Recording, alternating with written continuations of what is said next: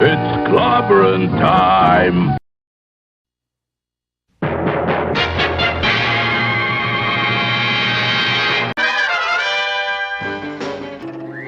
Atomic batteries to power. Turbines to speed. Roger, ready to move out.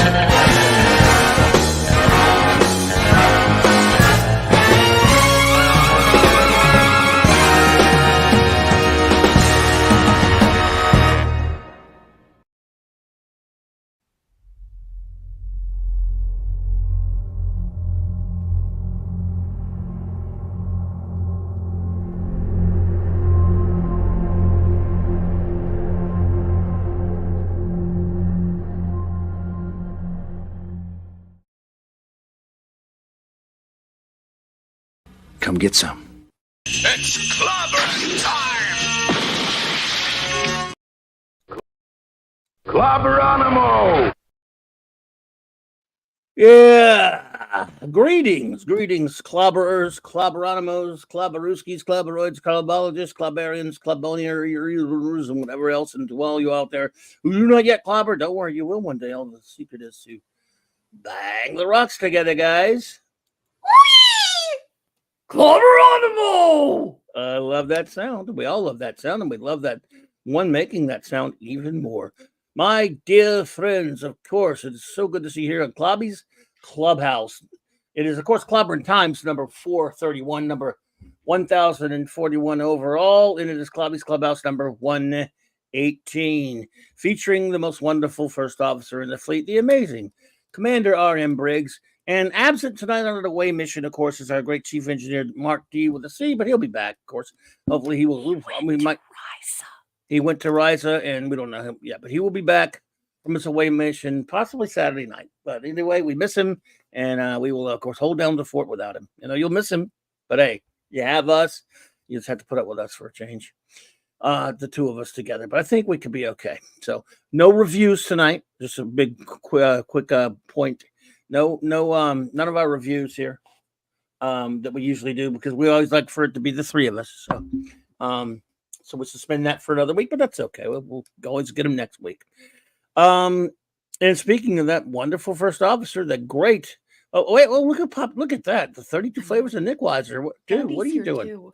Andy Masterson. Andy Masterson. Hey, some great guest appearances in the chat. And we'll get you all. We'll get everyone shouted out, of course. But yes, it's great to see you guys. Nick. It is February the 1st, everybody. I'm about to do some show notes, but suffice it to say, as it is every February, is Superman month on Clobbering Times, because that is, of course, Kal-El's birthday, the last son of Krypton, the superhero numero uno. But speaking of super numero unos, I have the most super first officer in the fleet, and I will now turn over the helm to her for a bit so she could open up with some words and tell us what's going on with her. Number one. Hi, best Thanks friend. For being here. Hey, I love you. I'm excited to be here tonight. I'm always excited to hang out with you. You're one of the best friends I've ever had in my life, in real life. So hanging out with you on Thursday and Saturday, it's the highlight of my week. I get to hear your thoughts and just be with you. And you're just the greatest Southern gentleman next to DeForest Kelly. Jack's DeForest Kelly. And I just love you so much. So good to be here. Thank you so much for having me. Hail to the chat. Good evening, everyone. It is so good to see you all. We're missing Mark. He's on Risa. And don't ask about anything that he might have on his nightstand. It's good to see you all tonight. We're going to have some open geek talk, and it's going to be so much fun. But before we do that, I just want to give a shout out to all of the wrenches who joined us this evening to, help us with the show. I mean, they help build community, they help show people around, they create marvelous conversation in the chat. So thank you to all of the wrenches. I also want to do a special shout out to 4 people who are really good to my friend. I love my friend very much, Mike Clubby Alonso. He owns this channel, and this is his virtual comic book shop. And I really love this person. And these 4 guys who are friends. They are going out of their way always on social media to spread the word around and to build this channel up. And so I have to give them a special shout out. That is Lord Thoth. Thank you so much, Lord Thoth. Larry, I love you, Larry. Thank you for everything you do for all of the makers and creators and just for what you do for Clobby and for me. I love you so much. And I want to thank Chris Persia. Chris Persia is such a wonderful friend, like a true gentleman who uses his talent to promote his friends and to promote the content that he loves. He wants to shed a light on it. And, he's always there. He's never late. He never fails us. He's always there. And that's a pretty incredible thing. And I just love Chris Persia. So if you all could give some Chris Persia some props in the chat, I'd really appreciate that. And of course, my buddy Gwagnar. Gwagnar, you are the best. Thank you so much for everything you do for us in the chat and, of course, behind the scenes, making all the funny stuff. I also want to wave hello to everyone on X. Thank you so much for joining us. You're new here thanks to YouTube being embedded on X. And so you're a completely different audience. And I've noticed that sometimes there are 50 of you, sometimes there are 100 of you. And I just want you to know that Clubby and I appreciate you, and definitely so does Mark. And we're so happy that you're joining us here through X.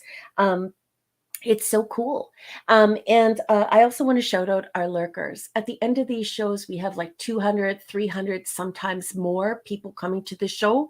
So there are a lot of folks who just don't have the time to engage with the chat, or they listen to us in the car on the way home, or they download us later, or they just come here for a rewatch. Those are pretty amazing people in Clobby, and I want to make sure that we shout you out. Are you a member here? Please feel free to have a membership. It supports the Clubhouse and all of the other shows on Clobby's channel. Keeps the lights on in the virtual comic book shop. And there are benefits. You can hang out with Clobby. He is a subject matter expert, and he's a wonderful conversationalist, a wonderful guy to be around. And we also have some silly emojis. So those memberships, they have privileges that you can enjoy. If you're not ready for a membership yet, please like and subscribe and definitely hit the notification bell. And if you have a great time here tonight, can you do me a favor? Can you share the URL of this channel? Because it goes a long way in getting the word out about this marvelous human being, Mike Clubby Alonso, the man made of rocks, who we all love so much. Folks, I write science fiction short stories. They are classic episodic science fiction, and I am doing this despite not being able to get any backing from corporations that are looking for activists and activism.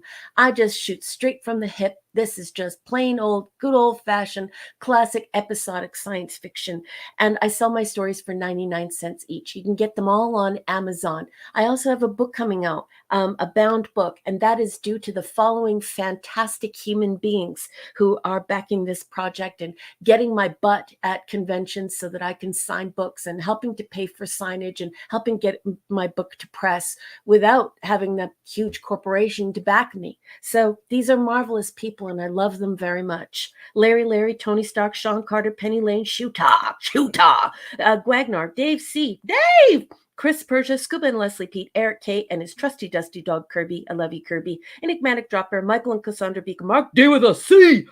Anti-derivative Jill, Maximum Redstone, JT Kirk, that man and that man clan, Lord and Lady Thoth, and of course Lance. Don't forget to drop some treats in the chat for all of the pupperonis we all have here. Rob Altus and, of course, Tyler. Thank you so much for backing my book. If you want a copy of Science Fiction Tales Volume 1, you can get it at Barnes & Noble or you can get it on Amazon. If you're not sure if I'm a good writer, you can buy my stories for 99 cents each and figure out whether or not you like it.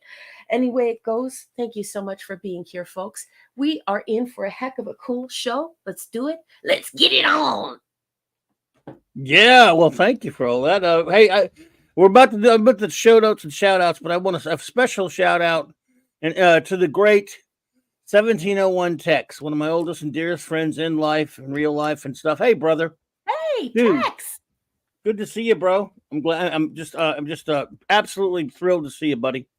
So what do I see now? It's 1701. No bloody A, no bloody B, no bloody C, but a Tex.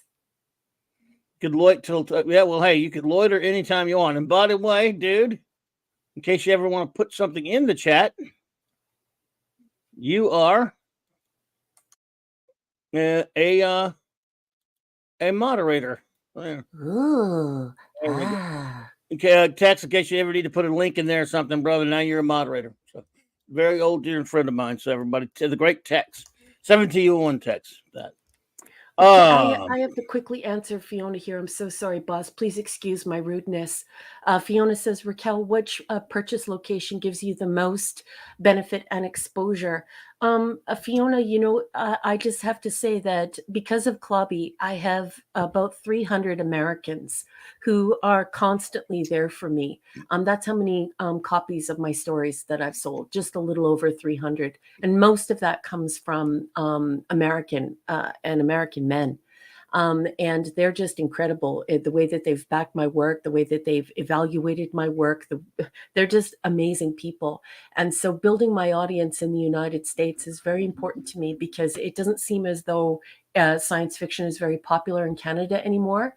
And this is backed up by a lot of statistics. It's mostly women who are reading science fantasy or fantasy books, and they're lumping those numbers in with science fiction. But so I'm really trying to get the word out about actual science fiction, people who are really into technology, innovation, invention, and how it's affecting our society, how it's affecting human beings, and definitely extraterrestrial life, and with a science spin to it, and not just, you know, romance or fantasy. So I'm really trying to build that up in the U.S. But you can choose any country. My stuff is available worldwide, and I just want to thank you so much for supporting my work. It means the world to me. By the way, Nicholas, before we get started with all the shout outs and shout outs, my good buddy Nick Weiser became a member, joined the channel. Thank you, brother. The great 32 flavors of Nick Weiser. I'm a member of his channel. So everyone, Nick, by the way, dude, I do believe you got to be a mod, right? Yeah, you're a mod. Put your link to your channel. Yay! And anybody, if you have not subscribed to my dear friend 32 Flavors of Nick Weiser, please, my friends, do so. So put your link in there. And if anyone has, if you have, Raquel, your link to where you were talking about, Barnes or whatever. Oh, Barnes and Noble? Sure. Yeah, wherever you put your book link in there. Raquel's gonna, because I don't think I have some of your links below.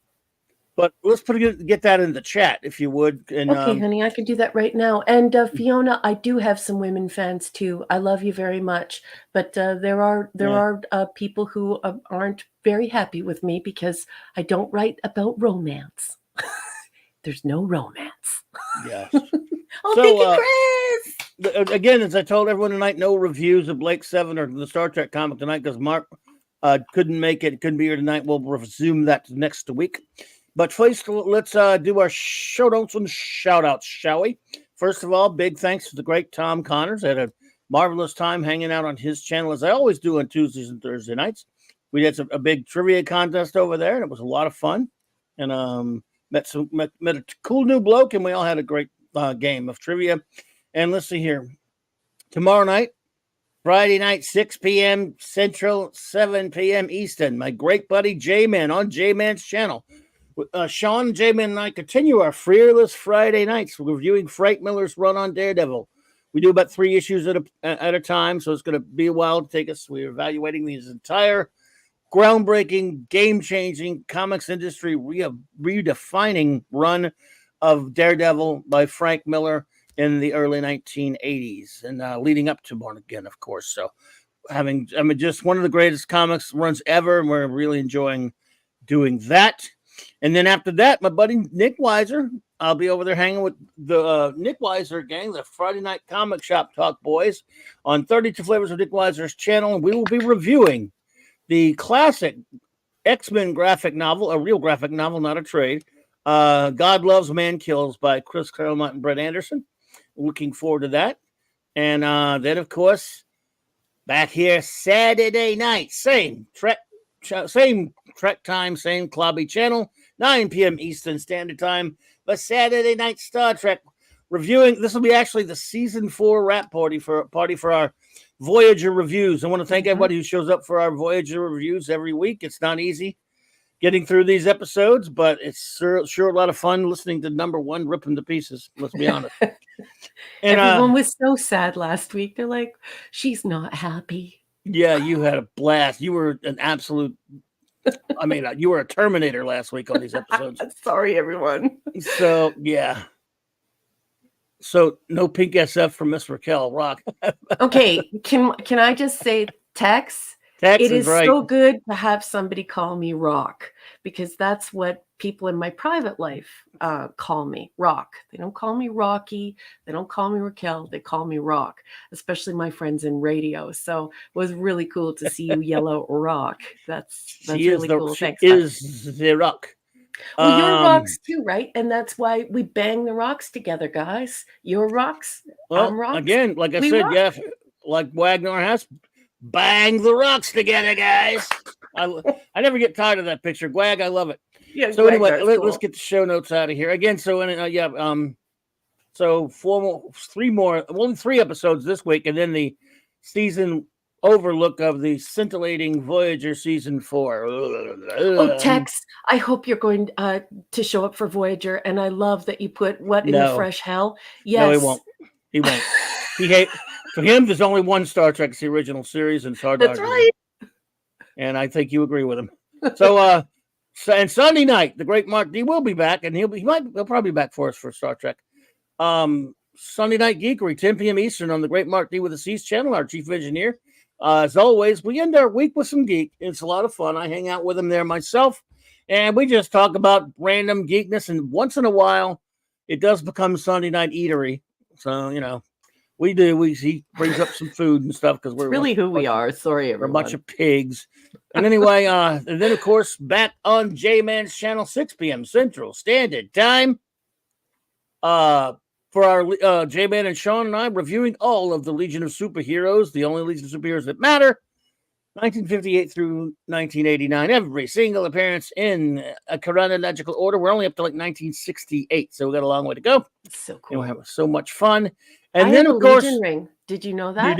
You do. Well, by the way, every February, as I mentioned, is Superman month on CLOBBERIN Times. It's a tradition here. Yes. And we celebrate the birthday of the superhero numero uno. And because it's just how we roll. So Monday night, Mark C with a Mark C Comics Talk. I'll have a Superman topic. Wednesday, well, whatever, it was all the usual shows next week. And now some shout outs to our dear friends who are with us. We start with our wrenches. Eric K, the Bronze Wrencher. Yes. Chris Persia, Vindicator Wrench of the Great White North. D-Bud Martin, the Wrench of Iron. Sorry about that last night, D-Bud. He wrote me something because Mark was on. Mark, we were doing Wild Card last night. We were talking about the great show Red Dwarf. And he wrote me something in comment. He said, the one night you're talking about Red Dwarf, my power is out, damn it. Sorry, we'll talk about Red Dwarf one day, though, D-Bud. I promise, brother. Lord Thoth, God of the Wrenches, and shout out to the lovely Lady Thoth. Avon lives, long live the Legion, my friend. The aforementioned great J-Man, partner in crime on Earth, B. And fellow Legionnaire extraordinaire and Miller reviewer, Maddie's daddy, Wheeler of Rich Mjolnir. Stephen Caldwell, the Super Wrench. The rascally wrench himself, Fanty Outsidery, Hungry Boy Master, the Claboni, Maximum Redstone, the Music Meister Wrench, And of course, Triple Bullwinkle Larry. Yes. And now to shout out all of our fantastic friends who are here with us tonight. Did you just see who just walked through the door? No, I didn't. You got a little more Alberta here. Well, I'm gonna get to everybody. No comics division tonight. Oh man, dude. Tell comics goodness. we said hello. Wow. Yes, we're having fun. Would you like some toast? We'll talk about Talkie Toaster one day, I promise, DB. All right, so D-Bud. Oh man, I didn't know D-Bud was a Red Dwarf fan though. In my defense.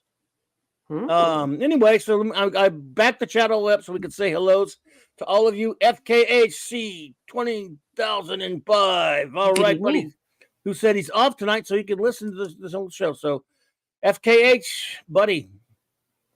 And by the way, anyone out there lurking, thank you so much. We really do appreciate our lurkers or those watching on a download or a rewatch. Thank you so much. Let's see. Dave C. Dave. Ravenscroft. All right, my friend. Good evening. To you. Keely Chow. Roll Tide. Penny's here. Oh, Penny. The great maker of them all, Andy Masterson. Yeah. What's up, buddy? All right. Unbelievable, sensational maker. Indeedishness. Hope you're doing well, brother. DJ Play Nice. Hey, nice to see you. Thanks for stopping in. JT Kirk. It was cool hanging out with you on our great buddy Dad Man's channel last night, man. He is K-Rock. An awesome dude, JT Kirk. Again, the aforementioned great, the 32 Flavors of Nick Weiser, who is now a channel member. Please, thank you so much for that, buddy. Please go to his channel and join him over there. Adrian James, hello. Good evening, Adrian. Let's see. Taylor Swift greater than Disney, Star Wars, and MCU. Yes, but I just don't want Taylor Swift to win the Super Bowl. No offense. Taylor Swift's gonna ruin the Super Bowl. Oh. The wonderful, beautiful Princess Fiona. So good to see you. Love you, Princess. Nerd girl. The best she is. Let's see. Let's see who else. I did not yell. I'm scrolling, folks. He's scrolling. The Woke Breaker. Scrolling. The Woke Breaker. What's up, buddy? And of course, again, the aforementioned great 1701X. Yeah. I mean, Tex. I'm kidding. 806 Tex. What's up, bro? You're the man. Good to see you. Glad you're here. Even though I know you said you had to run. He's out. He's busy working. Scribe Light. Hello, Scribe Light. What's up, bud? Good evening, Scribe Light. Good to see you. Well, nice to have you here. Dead Man and the Dead Man Clan. Popped in for say hello, at least. Captain Infinity, Temperus Maximus, and beyond. Good evening. Yes, sir. That 70s talk rock fan. That 70s brother. Good to see you, man. Formerly the man who I used to yell Kamloops at every time he walked through the door, but now he's in Alberta, so I can't yell that at him anymore. You have to yell louder. Yeah. And it would be no sense for what you're saying. It wouldn't make sense anyway, huh? Oh my goodness. Davina Duckworth. Welcome. Good evening, Davina, I see you all the time at some of the other streams that I frequent, and I'm honored to have you here. Thank you for popping in. It's good to see you. Let's see. Looks like so far we got everybody. Yeah. And again, like I said, this is usually the clubhouse is of course myself, number one, and Mark. But because he couldn't make it tonight, he has some special engagement. We usually we review an episode of Blake 7, a classic science fiction series that I love very much. And then we review a Star Trek comic book. Mm-hmm. We're suspending that this week, so we're just going to hang out, basically talk to you all. But before we, start talking, we're just going to chat with you in the chat. We'll let you ask us questions, and we're just going to do it just to have a fun get together. Before we do that, You know, number one here talked earlier about her writing. Well, not only does she, of course, have that book that she was telling you about, she's got another one on the way, and she has a trailer for it. I think we should show them the trailer for Oh your, my if goodness. only Thank if you, you don't Bob. mind. No, I don't mind at all. Thank you so much. Okay, everyone, here we go. Number one has a really cool trailer for her upcoming book. If you will indulge us, here we go.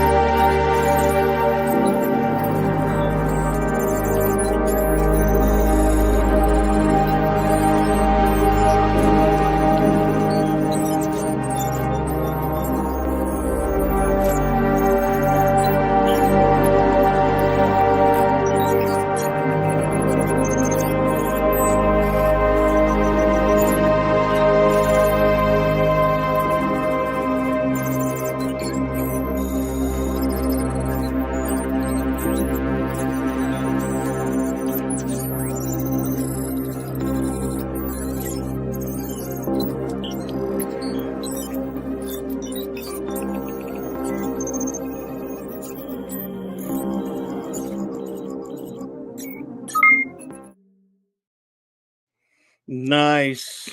Hey, thanks, boss. Nice. I And, just want to answer a just- question here quickly to get it Okay, out of the way. Princess Fiona says, Raquel, did you make that video? It's fantastic. Yes, I did.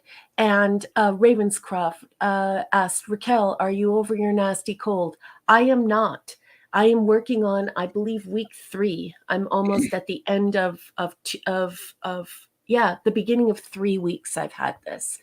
It just will not go away, but it doesn't get any better, but it also doesn't get any worse. So that's where I'm at. I want to read a couple of questions and greet some people. Before I do that, anyone, if you have any questions you want for us, like I say, we figured tonight's the time since since Mark wasn't here, we're not going to do our usual plan. So we're here for you. So if there's anything you want to ask either one of us, we're here for you. And we'll watch the chat closely. First of all, Walter Tomaszewski, welcome. And I will answer your question in a minute. But let's see. And Steve, is that Casaboom? Is that how you say that? Steve, welcome, Steve. Cool. Good to have you. We'll collect up some questions if you have any. No obligation, you guys, but if you just have any, it's casual, of course. Pop Culture Republic, Hey, hello. Pop. But if you do, we will, of course, it's cool music and a cool trailer, Tex. Absolutely. It is. I can get really the composer of the song if you would like. I'll get you the composer. You find the coolest music. Like, so you got Raquel made all of my intros, folks. I've got, as you all know, I'm on this channel. I've been here for a few years now, but Raquel has made the intros I use for my shows now. She's made all 4 of them. I do 4 shows. I have Monday night Mark C Comics Talk, Wildcard Wednesday night, CLOBBY'S Clubhouse, and Saturday night Star Trek. And she's made wonderful intros for all of them. That music she found for Saturday night Star Trek is just perfect. That could be a Star Trek theme, or it feels like one. Oh, well, thank you. Yeah, I wish, the thing is I studied all this stuff in university. The problem is that I'm too broke to use the software. that I'm capable of using. I just can't afford it right now. So I do my best with what's freely available on the internet. But you know what? If I had that software, honey, you have no idea the things that I would Oh, make they're for you. And I love you amazing. very much, and I love making things for you. Oh, they're amazing. Love them, and just really love those intros, and so they're perfect. And let's see, they're all talking about lots of vitamin C. They're telling you they're Yeah, you are all right. I need to get going on taking more vitamin C and vitamin D. Oh, and Nick has his pizza now, so that's another thing. He says you got to eat a lot of pizza too. Apparently, that's good for a cold. Well, you know, Nick prescribes pizza for everything. Notice. but that's good. I mean, Ginger he's Menace. right. Look who's here, Mary. Oh, Oh my Mary. goodness. Hello, beautiful. Beautiful lady, Ginger Menace. Good to see you, my dear. I hope you're doing well. The composition is called "The Empty Moons of Jupiter" by Div Kid, and it is in the public domain. So again, that would be "The Empty Moons of Jupiter" by Div Kid, Divkid, and it is in the public domain. Excellent. Hey, JD Lewis. JD Lewis. What is up, old chap? Good to see you. I hope you're doing well, buddy. I know, Mary, this cold, everyone has it forever. Clobby had it for like 2 weeks. It doesn't go away. It's horrible. I'm so sorry that you're feeling sick. It's so strong. She probably got it from me through the internet. We probably gave it to her through the internet. We should be ashamed. I don't think I had a cold. Did I have a cold? I don't remember that now. I don't remember having one. Maybe I did. Yeah, I can't remember. See, I don't remember. Colds don't stick with me in the sense that I remember ever having one. So every time they do get one, I'm like, this is the worst shit ever. I've never had this before. Oh, what this happen? I can't remember. Mr. Blanket all of a sudden. Would you like some pizza rolls or hopper or fries? Buck you, Rick Bourbon. Sorry. My favorite line of Mr. Plinkett. You know, Mr. Plinkett is when he says, "Fuck you, Rick Bourbon." He did say that to Rick Bourbon, I'm telling you. The woke breaker. That's incredibly kind of you. I hope you enjoy the book. And if you do enjoy the stories, I hope you will leave reviews. You know, the corporations keep saying that science fiction is dead. I don't believe them. Science fiction is alive and well. The thing is that science fiction typically, you know, was born in these magazines that we no longer have, and published in newspapers and periodicals, and we don't have those anymore. And when you walk into a doctor's office or you know, a library or the lunchroom at work, there aren't magazines there anymore, and that is taken away from the science fiction short storytelling apparatus. So I just hope to bring it back. I mean, I love science fiction and I miss it. And I'm sick of the genre conflation and the constant romance and the constant science fantasy. So I hope you enjoy it, my friend. Max, yeah, email me if you want my pizza rolls. Up in your face. Or the whole show is Mr. Plinkett. I'm just kidding. Can't help. Oh my goodness, RRTNZ walks through the door with an amazing gift for the boss. RRTNZ, thank you so much. Good to see you, and thank you for the kind super chat all the way from the other side of the planet. Good to see you, my friend. Thank you. Says, hail Raquel and the Clabatola. Whoa, I like that. Of the Clabatola rock and roller. I like that. Well done, I thank you. Says, is this the ep where Blake screams, "Use the force, Harry," as he detonates the TARDIS warp car inside of the Matrix, saving Pandora from the Cylons? Hope so. Actually, that's next week. So, no, you were close. You were close. Alaric Harrelson, what's up? Hey, Alaric, nice to see you. Good to see you. Tech says, Real SF is only an indie pub. Yeah. Yeah, Tex, if I, you know, one day you and I were going to sit down, we're going to have lunch together.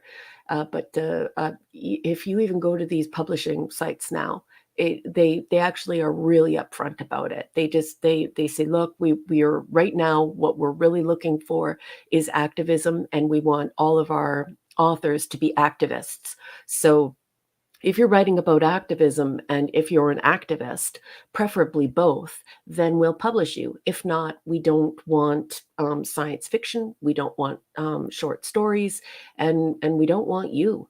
And they're very, very open about it. It's actually quite shocking when you go and read it. It's right there on on their welcoming page. It's bizarre. I never thought this was going to happen to publishing, but it How has. about them Hugos, huh? Max Rich, should I read that as Mr. Plinkett? I mean, thank you for the super chat, buddy. He says, God, look, it's ruined my life. Just kidding. Polio did. I'm sorry. I know I'm doing a crappy Mr. Plinkett. Sue me. Litigate me for that. What's happening? A couple of questions here. Let's see. Okay. Walter Tomaszewski. Am I saying that correctly? Tomaszewski? I hope I'm saying it correctly. If not, I apologize, Walter. Tomaszewski. Curious, you think Magnus Robot Fighter would work as a modern comic book or movie?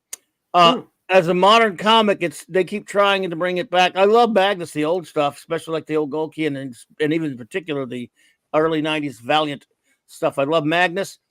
In theory, it's a great concept that would be really good.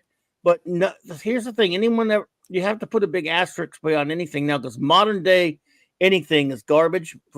Well, let's be fair, has something like a 85 to 80% chance of being garbage, because modern day idiots don't know how to make it. So it would not be translated properly today. But in a perfect world, yes, Walter, it would actually be really good for an adaptation into either live action or even animated media of some sort. It's a great concept. It was a great comic. Yeah, Magnus Robot Fighter. Oh yeah, great science fiction adventure, if translated properly. So yeah, just answering the question just on that. Just would it work? It would work. Problem is, with the idiots doing it today. Sorry for the all over the place answer there. And boss, he said that it's Tomaszewski. Oh, okay. Tomaszewski. Okay. Fair enough. Yeah. Tomaszewski. Oh, Tomaszewski. Okay. Well, Walter, my apologies for butchering it for you, but thank you for your question. Absolutely. I think that's a Polish name. So that would be anglicized. I think. I'm pretty sure anyway. That's a nice name. I live in an area of Canada where we have a lot of Ukrainian people and we have a lot of Polish people. So I should have done much better on that name than I did. Sorry about that, Walter. No problem. But yeah, Walter, like I said, with how the modern day stuff is, but it would have been nice to see someone do a nice Magnus Robot Fighter. It would have been cool. Let's see. Curious, you think Ari Briggs is your favorite Jerry Bruckheimer movie, The Rock? That was Max. No, Max. I think you already know my taste. You're just pulling my leg. Stop pulling my leg. No, really. Ow. Stop pulling my leg. Max. That exploding shark was pulling my leg. Sorry. That's correct. That's correct. Jerry Bruckheimer, is that the fellow that did Law and Order? No, he did a lot of silly action movies. I mean, he actually, I think his company does those though, but he does. I mean, The Rock. The Rock's a goofy but fun movie because Sean Connery and Nicolas Cage. It's a fun silly I love action. me some Sean Connery. Well, it's a silly action movie from the 90s. He's fantastic in it, of course. Yeah. So Ravenscroft says, not sure if you saw my earlier query, but did you hear of the death of William O'Connell? Yes, the Orion. That's right. He was the Orion spy in Journey to Babel. I did hear about that. Small but significant role. He worked with Clint Eastwood. Yeah, he worked in a lot of stuff. Yeah, he was the one. Yes, and I did hear about that. Yeah, it's sad. I did. It's sad. So many people that worked on Star Trek have passed and continue to do so. Obviously, the show's 50-something years old. But yeah, love Journey to Babel, by the way. Yeah, great episode. Speculation, Captain. He was an Orion dressed up as an Andorian. Mm-hmm. Yes, sir. Yes, sir. Clobbering Times, would you be willing to join me in waging war on Puxatawny, Philly? Punxsutawney Phil. Oh, in my opinion, he is a false prophet. Is he saying that Blasphemy. because of the Groundhog Tomorrow's Day Groundhog movie? Day. Could not be Yeah. could not be reached for further comment. What's up, buddy? I pray Shatner proves immortal. So yes, That would be great. Tomorrow is Groundhog Day, right? It is. Is it? Isn't that Yes. the second? Friday, February 2nd is Groundhog Day, boss. Okay. Yeah. Good movie.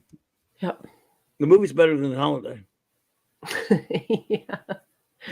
Yes, by a large margin. I haven't watched that movie in a long time. That's a good movie. Anyone see the trailer for the new Ghostbusters? I mean, man, I'm not going to let them nostalgia me this time. But they did nostalgia me. But they sure took a wee all over my nostalgia by having Patton Oswalt in it. Ugh. I don't understand though, because for me, it's just I feel like remakes are repellent. It's not a remake. Ghostbusters? Not this. These are sequels. No, it's a sequel. Oh, Yeah. just as bad. You see, I've never been one that too harsh on sequels. Now they're rarely as good as their originals, by the way. But I believe that, I guess this comes from like reading comics too much. I guess I've always believed that certain things, you know, depending on it's on an individual basis, right? Case by case basis. Mhm. But some things I will go, yes, you could do more of those. Those characters lend themselves to further adventures. And then there are other things like, no, that's just one story. Doesn't need a sequel. Jaws never needed a sequel, ever. It's the perfect No. movie anyway. Star Wars, however, or Star Trek, things like that, you know, go, yeah, I want to see more adventures of these characters. So Ghostbusters could have more adventures. Will they ever now again, that doesn't mean usually sequels aren't as good. I'm just saying a sequel doesn't bother me as much if it makes sense. And by that metric, I'm just saying it makes sense to me if they're like, if it's a cop, you know, if it's an adventure buddy cop film or Ghostbusters, again, adventure characters like Indiana Jones, James Bond, make more of those is one thing. But no, some movies, they're one-offs. They come out of nowhere. They're one story, and then they make a sequel, and you go, huh? Doesn't really need a sequel. And certainly doesn't. But remakes are worse for me. Yeah. But I don't mind sequels. Yeah, It's just not that they're very. Now you can make a short list of the great sequels. There aren't too many. There are some great sequels, but there aren't that many. Well, yeah, you know, I grew up in the 70s, and I was a teenager and an adult in the 80s, and so you know, that was not something that we were used to. You know, if you picked up your local art magazine or you read the Sunday Pullout, you know, they were hammering away at horror films that would do these sequels because it was just a way of generating money and you know, not having to come up with new ideas. And so that's embedded in the culture of Generation X. And so this new generation, you know, millennials and Gen Z, it seems like they're addicted to this pre-chewed stuff, this regurgitation from our generation. So for me, I don't like the remakes, and I also don't like the sequels. But I do like trilogies and things like that. Like I enjoy the Star Wars trilogy, but that's all I recognize. I'm not going to see more than that. I definitely enjoy the Lord of the Rings, and certainly when you look at a high quality book like that, which I read when I was a very young child, obviously they're going to need more time with it than just a single movie. But when we see the corporate drive and corporate creation of and regurgitation of intellectual property, I don't have any desire to see it. You know, I thought Ghostbusters was a great movie, but I don't want to ever see a sequel to it. Nick brought up another one, The Matrix. I saw The Matrix, but why would anyone need anything after that? So for me, it's just, I don't know. This weekend, I'm going to see International Space Station.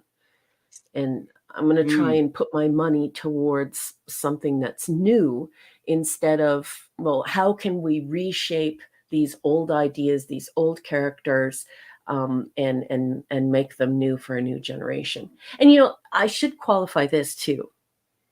If we were talking about amazing characters that came out of a book, So these are characters that are alive inside of our hearts and inside of our minds. They've been written on the mind's eye. And we're so enamored with them that we want to turn them into films or TV shows. I totally understand that. But what we're seeing is it's something a little bit different. You come up with a winning Hollywood script, a bunch of corporate writers get together with some corporate producers, and they try to massage those leftovers. And, you know, they do have a sell by date. You know, the next day I'll definitely eat mac and cheese and pizza out of the fridge. But here we are, you know, 25, 30 years later, and they still keep trying to serve the same pizza out of the fridge. So I don't like it. You know what I mean? Yep. Chris Persia. My answer is yes, it should have had a sequel 30 years ago. Yeah. And that's another thing. If the very end of your movie promises a sequel, you should have one. And it does. The Adventures of Buckaroo Banzai Across the Eighth Dimension, one of my all-time favorite movies, clearly promised us, you know, coming soon, Buckaroo Banzai against the World Crime League. Mhm. And I want my Buckaroo Banzai against the World Crime League. Now I don't, because they wouldn't, if they did it now, they'd all be too old. Mhm. So I guess I don't want it now, but it should have happened. So yes, sir. Again, should it? You're asking, should Buckaroo Banzai have a sequel? No, but it should have. Now it's too late. No, Way I don't too want to late. see Banzai remade. And did you know Not that a you remake. received a Yes. gift I was from waiting. Yeah, I didn't want to interrupt you. But yeah, I'm sorry. I almost forgot it. Thank you for reminding me. That's okay. No, not a remake, a sequel. But Yeah, no, remake. I don't want Well, it remade. yeah, but the thing is that I'm using those terms Ginger Minute. interchangeably because that's what I'm seeing in the recreations of these things. It's like they want to cast it in their own image. So characters are not left alone. Characters are remade in the new producer's image. And we're seeing it over and over again. There's no delineation for them. The end product always feels like a remake instead of gotcha. a sequel. Text later, brother. Can I text? No, I hear you. Ginger Menace, thank you so much for that super chat, my dear. You're too kind. Thank you.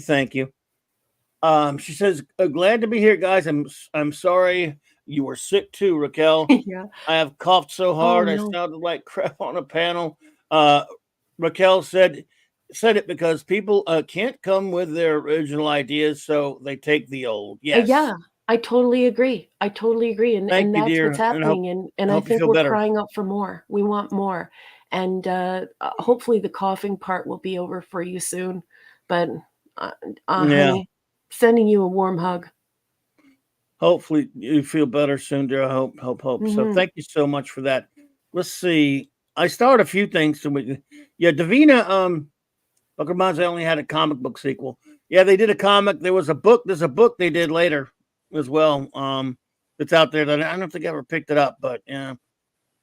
But if it had been done a couple of years after the original, yes, but no remakes, please. No, because too much is being done to it where it's not a remake. Very, very true. Fanty says, just FYI, Jason Reitman said his dad, Ivan, read the script and gave Frozen Kingdom his blessing. Well, that's great. Good. I mean, I'm looking forward to it. Now, cautiously. At least they're going to be old. I didn't really hate that last one. So I actually thought it looked good, but I respect not being excited for it. No, Nick, I'm cautiously optimistic about it. I'm going to watch it. I just hate Patton Oswalt. It looks okay. Davina said, I watched the trailer for Ministry of Ungentlemanly Warfare. I saw that trailer too, Davina. It was, again, interesting. Henry Cavill's and all kind of stuff coming out. Argyle looks interesting, actually. And Tex said, remakes, reboots all suck. They do, all of them, Tex. And like I said, it seems like I'm being an nincompoop because I'm mixing the terminology and people are trying to create delineation. But I've not seen, Tex, this is directly for you. I have not seen any fidelity that would conclude that this would be a sequel. All I'm seeing is the corporate takeover of these intellectual properties, and they're remade in the image of the modern producer for the modern audience. So it all sucks, right? Yepper. I'm the biggest remaker hater there is. I can think of an exception here and there, but for the most part, I'm sick of him. I've always hated him. Hate the very core thought of it. Davina says, Alita Battle Angel does need a sequel. I've heard that. I hear that's good. I've never got a chance to see it.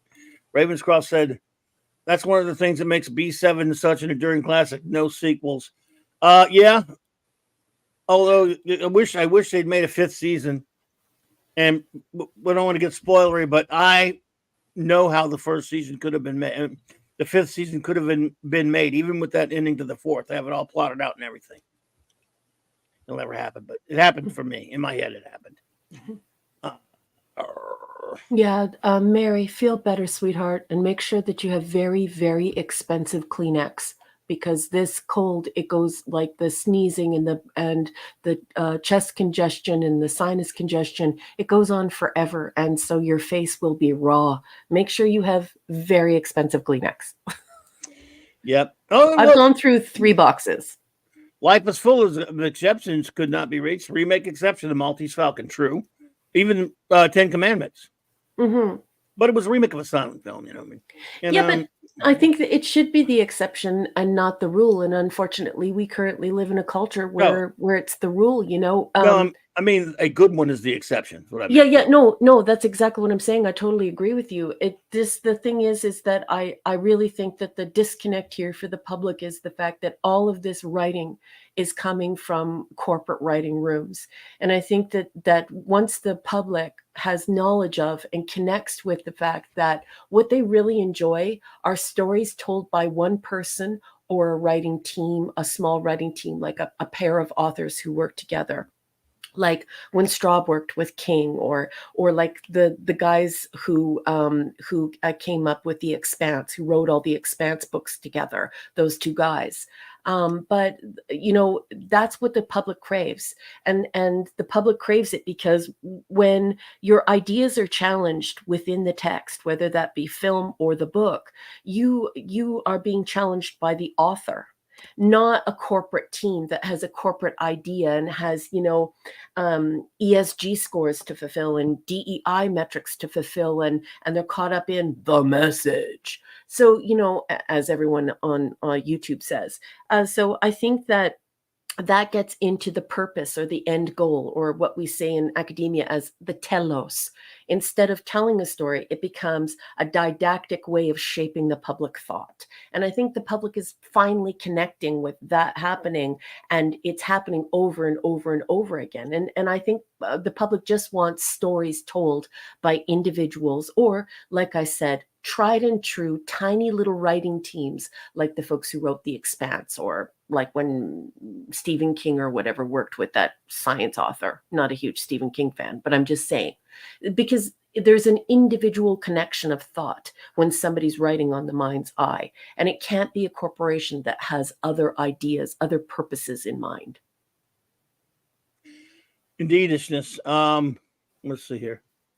I have one. RRT and Z. One thing I would address with regards to remakes about the Magnificent Seven, it's a little bit different, because what happened was Seven Samurai, which was made, and it was gigantic, it was huge, and at the time, and a couple of years later, Hollywood paid for the rights to adapt. I guess you could call it a remake, but adapt that story, but into a Western. So it's not a remake in the traditional sense. They paid. They came along. They did pay money, but they said we would like to. It's a similar. The plot is very similar. We're paying, which I think is pretty good of them to actually come, instead of just ripping it up. They paid for it, and they said we're going to, since obviously samurais are something from your culture. Our culture is based on Westerns, and that Westerns were gigantic at the time. So they did adapt the Seven Samurai story to the Magnificent Seven. It's still, other than that, it's its own movie in a lot of ways, and it's one of my all-time favorite movies. So maybe that's why I'm making the excuse for it. But I love the original 1960 Magnificent Seven. This new remake of it. Now, the remake of that is crap. And it has good actors in it, but it's still crap. Because you're asking me to have a remake, with some good modern actors like, Chris Pratt, Vincent D'Onofrio, and of course, Denzel Washington. They're all good and stuff, right? But you're talking about a movie that had Yul Brynner, Steve McQueen, James Coburn, Charles Bronson, Eli Wallach. I mean, Robert Vaughn. The list. I mean, it's sorry, you're a little outclassed there, my man. And with that brilliant, Elmer Bernstein score, Magnificent Seven is one of the greatest movies ever made. And yes, technically, it is a remake in that sense, but it's wonderful. And 32 Flavors of Nick Weiser. Thanks for the. Thanks for the super chat, buddy. He says, I have that. I think I know where he's coming from on that one. I have that. Oh, I remember that. Oh, that was a nightmare. Good one, buddy. Davina Duckworth. Yeah, he called the Man from U.N.C.L.E. was a bit of a disappointment. I know it was made by Guy Ritchie, the same with that new movie coming out. Was waiting for a sequel. As a fan of the original series of Man from U.N.C.L.E., that's why I didn't watch the movie. I like Cab Below, right, and stuff like that. And then a lot of people thought that was a fun movie, but I talked to hardcore fans of the show, and most of them hated it because other than being called the Man from U.N.C.L.E., it wasn't even people who didn't mind a remake of it thought it wasn't even trying to be that. They called it the Man from U.N.C.L.E., and they didn't even they didn't even try to remake the show, not in even any kind of way. So it was sort of like this shitty. Everyone loves those. And they're so popular, those Tom Cruise Mission Impossible movies. Well, you can have them. I know you all love them. Fine. They're filth to me. Get out of here. They're filth to me because that was such a good, intelligent show, Mission Impossible, to make silly, shitty action movies. And in the first one, they made the Jim Phelps, the Peter Graves character, of the bad guy, even though Peter Graves didn't play him in that movie. So they can get screwed. That's just, but everyone likes him. But I'm saying I'll take the TV show I don't every like time. him. That guy's not even tall enough to get on the ride, and they're trying to turn him into a superhero. He and like this spy or whatever. Get out of here! No way. Screw him in the scrote, I say. Max Redstone, thank you for the super chat, buddy. I'd buy that for $1. Okay, maybe two. Yes, love it. Love RoboCop. Thank you. We have a couple more starred comments. I got them. Let's see. Yeah, I just want to follow up by saying to folks that these corporations, they're using nostalgia not because they care about how you feel, but because it's proven product. They're not talking about storytelling anymore. They're talking about moving product and moving units. And this is also why we see genre conflation. They want every single person to see every movie to turn it into a $1 billion film. So when you're standing up for nostalgia, it is an entire apparatus being used by corporations to get you to watch shit. And while you're nursing nostalgia, and you're thinking to yourself, oh, I longed for a kiss to feel like the first kiss. I long for the first time I long for the feeling of the first time I drove a car. That you want that charge, you want that electricity. I want you to think about the fact that you can also find that in a new love. You can also find that in new work. And the more we clog this system up with corporate product and corporate remakes and corporate recasting and corporate regurgitations, the longer they keep people like me and others like me back. Andy Weir, who wrote The Martian and many other great books, he had to go through self-publishing like I did, and he had to go through Patreon like I did. So there are many of us who are here who went to university. We've paid our dues. We are authors. We're not just people who sat down at the kitchen table and decided to write, that we were going to write a book. We are people who have done the research. We have the education. We want to entertain you. We want to write beautiful stories for you. But as long as the corporations are caught up giving you your nostalgia, the scent and the touch and the taste and the memory of that first kiss, the longer you're just going to sit alone, because that doesn't last, and you need new stories, new special stories. And so I hope you'll keep that in mind. Larry's here. Larry, absolutely good to see you, Larry, buddy. Dave C said Ravenscroft and I have been discussing Peacock is doing another remake of Battlestar Galactica. Oh my God, why? Why? Why? Why? Why? Ours is not to ask why. Picasso, hello there. Picasso. Did somebody else pop in that I missed? I don't know. Maybe some. I'm not sure. Pop Culture Republic says, "How about Aliens as a sequel to Alien?" It wasn't a. Yeah, it was a sequel, and I liked it. I love it. Aliens was in some ways very, very resemblant of the Starship Troopers book, not the movie that they made later, obviously, which was a decade later. But yeah, there was a lot of There was some of Heinlein's Starship Troopers in Aliens.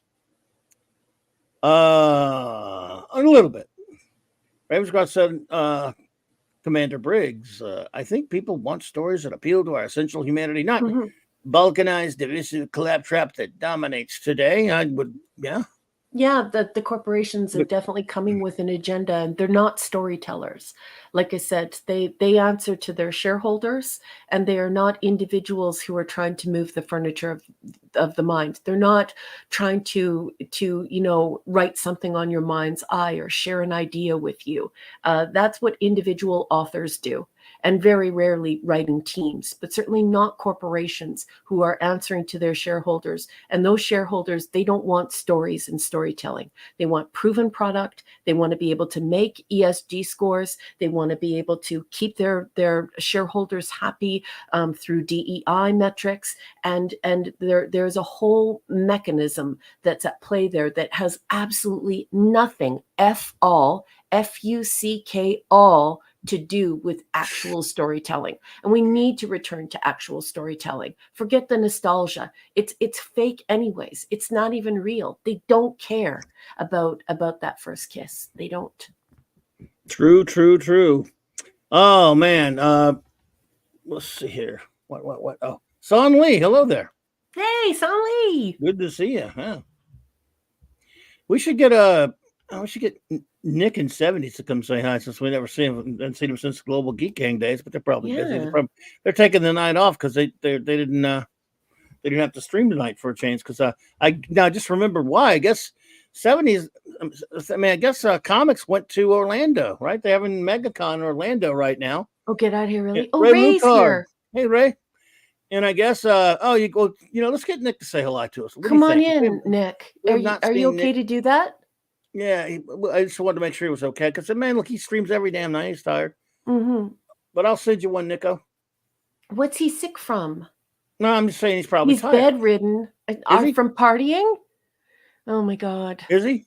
I don't know, but no, he's talking about comics. Not himself. Oh, comics are sick? Yeah. I hope he's okay. I hope it's from partying. Oh, okay. I thought it was going to Orlando with all the everybody else. Oh, I hope he's okay. Crap. Let's see.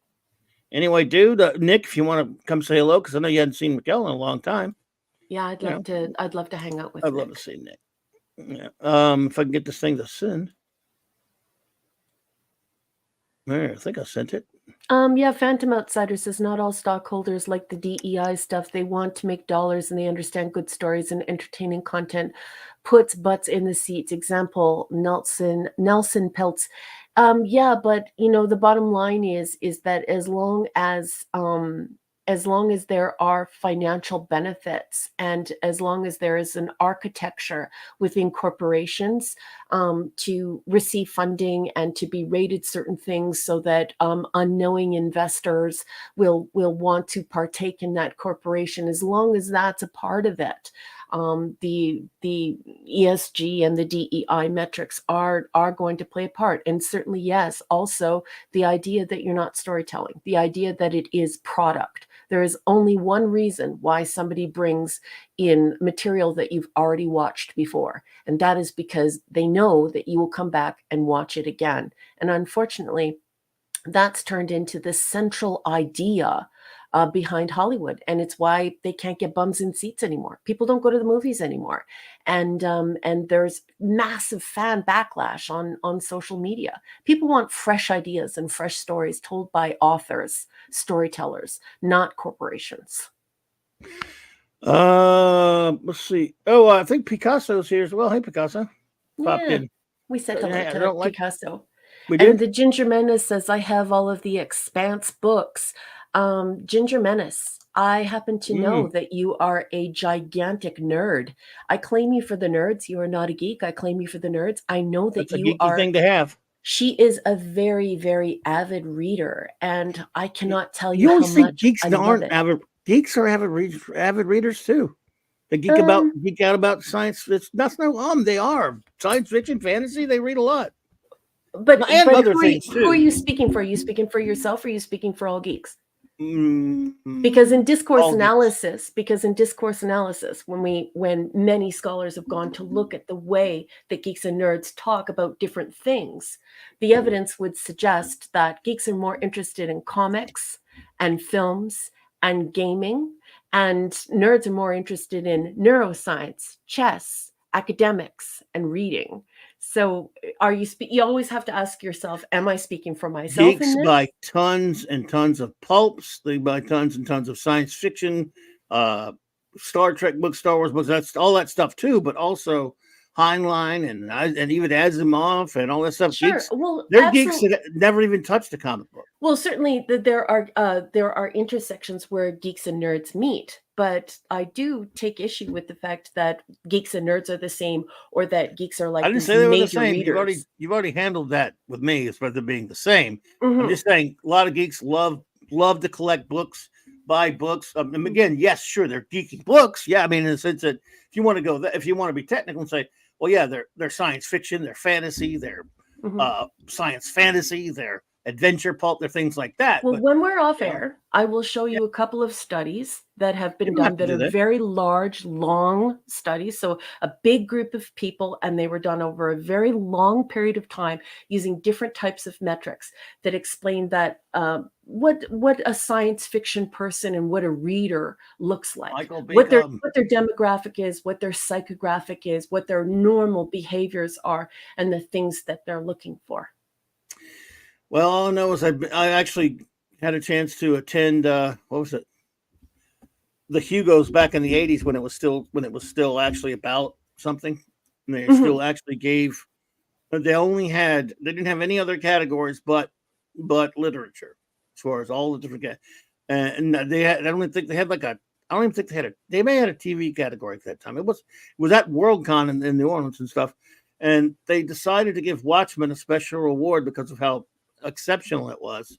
Mhm. And they had to make a category for it. They didn't have one really. Locus Magazine uh, had to make one for it, they put it in a nonfiction category, which of course is ludicrous since it is not nonfiction.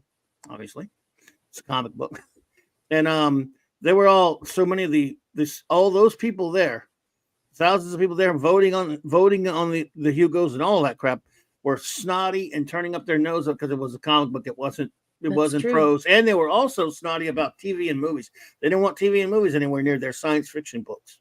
That's true. And you can That's call them absolutely true. nerds, or you can call them geeks. I mean, whatever you want to call them. They all loved science fiction, and they read it. I mean, I've known a lot of geeks who all I know is they talk and act just like the rest of us geeks who love comics that don't touch comic books. Mhm. Yeah. So I mean, I don't know, And but all again, I'm referring to are large studies of self-reported metrics conducted by scholars, and certainly also discourse analysis conducted by scholars. And so you do see a divide. I mean, when you look at the history of science fiction, this is one of the reasons why science fiction is in danger. When you look at science fiction and you look at readership, we'll just use science fiction as one major category for geeks and nerds because that's their mainstay, right? Typically, the life cycle of science fiction was that you would pitch your story to a local magazine or a local newspaper. They would either love it or tell you, forget it, bro. And if you got published, you wound up having an amazing evergreen life cycle. And by evergreen, I mean that once you were in that newspaper, you stayed in the deli, or like in the delicatessen, or at your local restaurant, or in your doctor's office, or at the lunchroom at work. You stayed there for weeks as people read those stories. You'd see a newspaper left on the bus, and it would be folded open to those science fiction stories. And so what ends up happening is that the science fiction story gets so big, and the author gets so big, that they're offered either a book deal, or they're offered celluloid. And so usually what ends up happening is that science fiction fans aren't typically reading big, thick books filled with science fiction. What they do is they read short little bites, like science fiction collections, short story collections.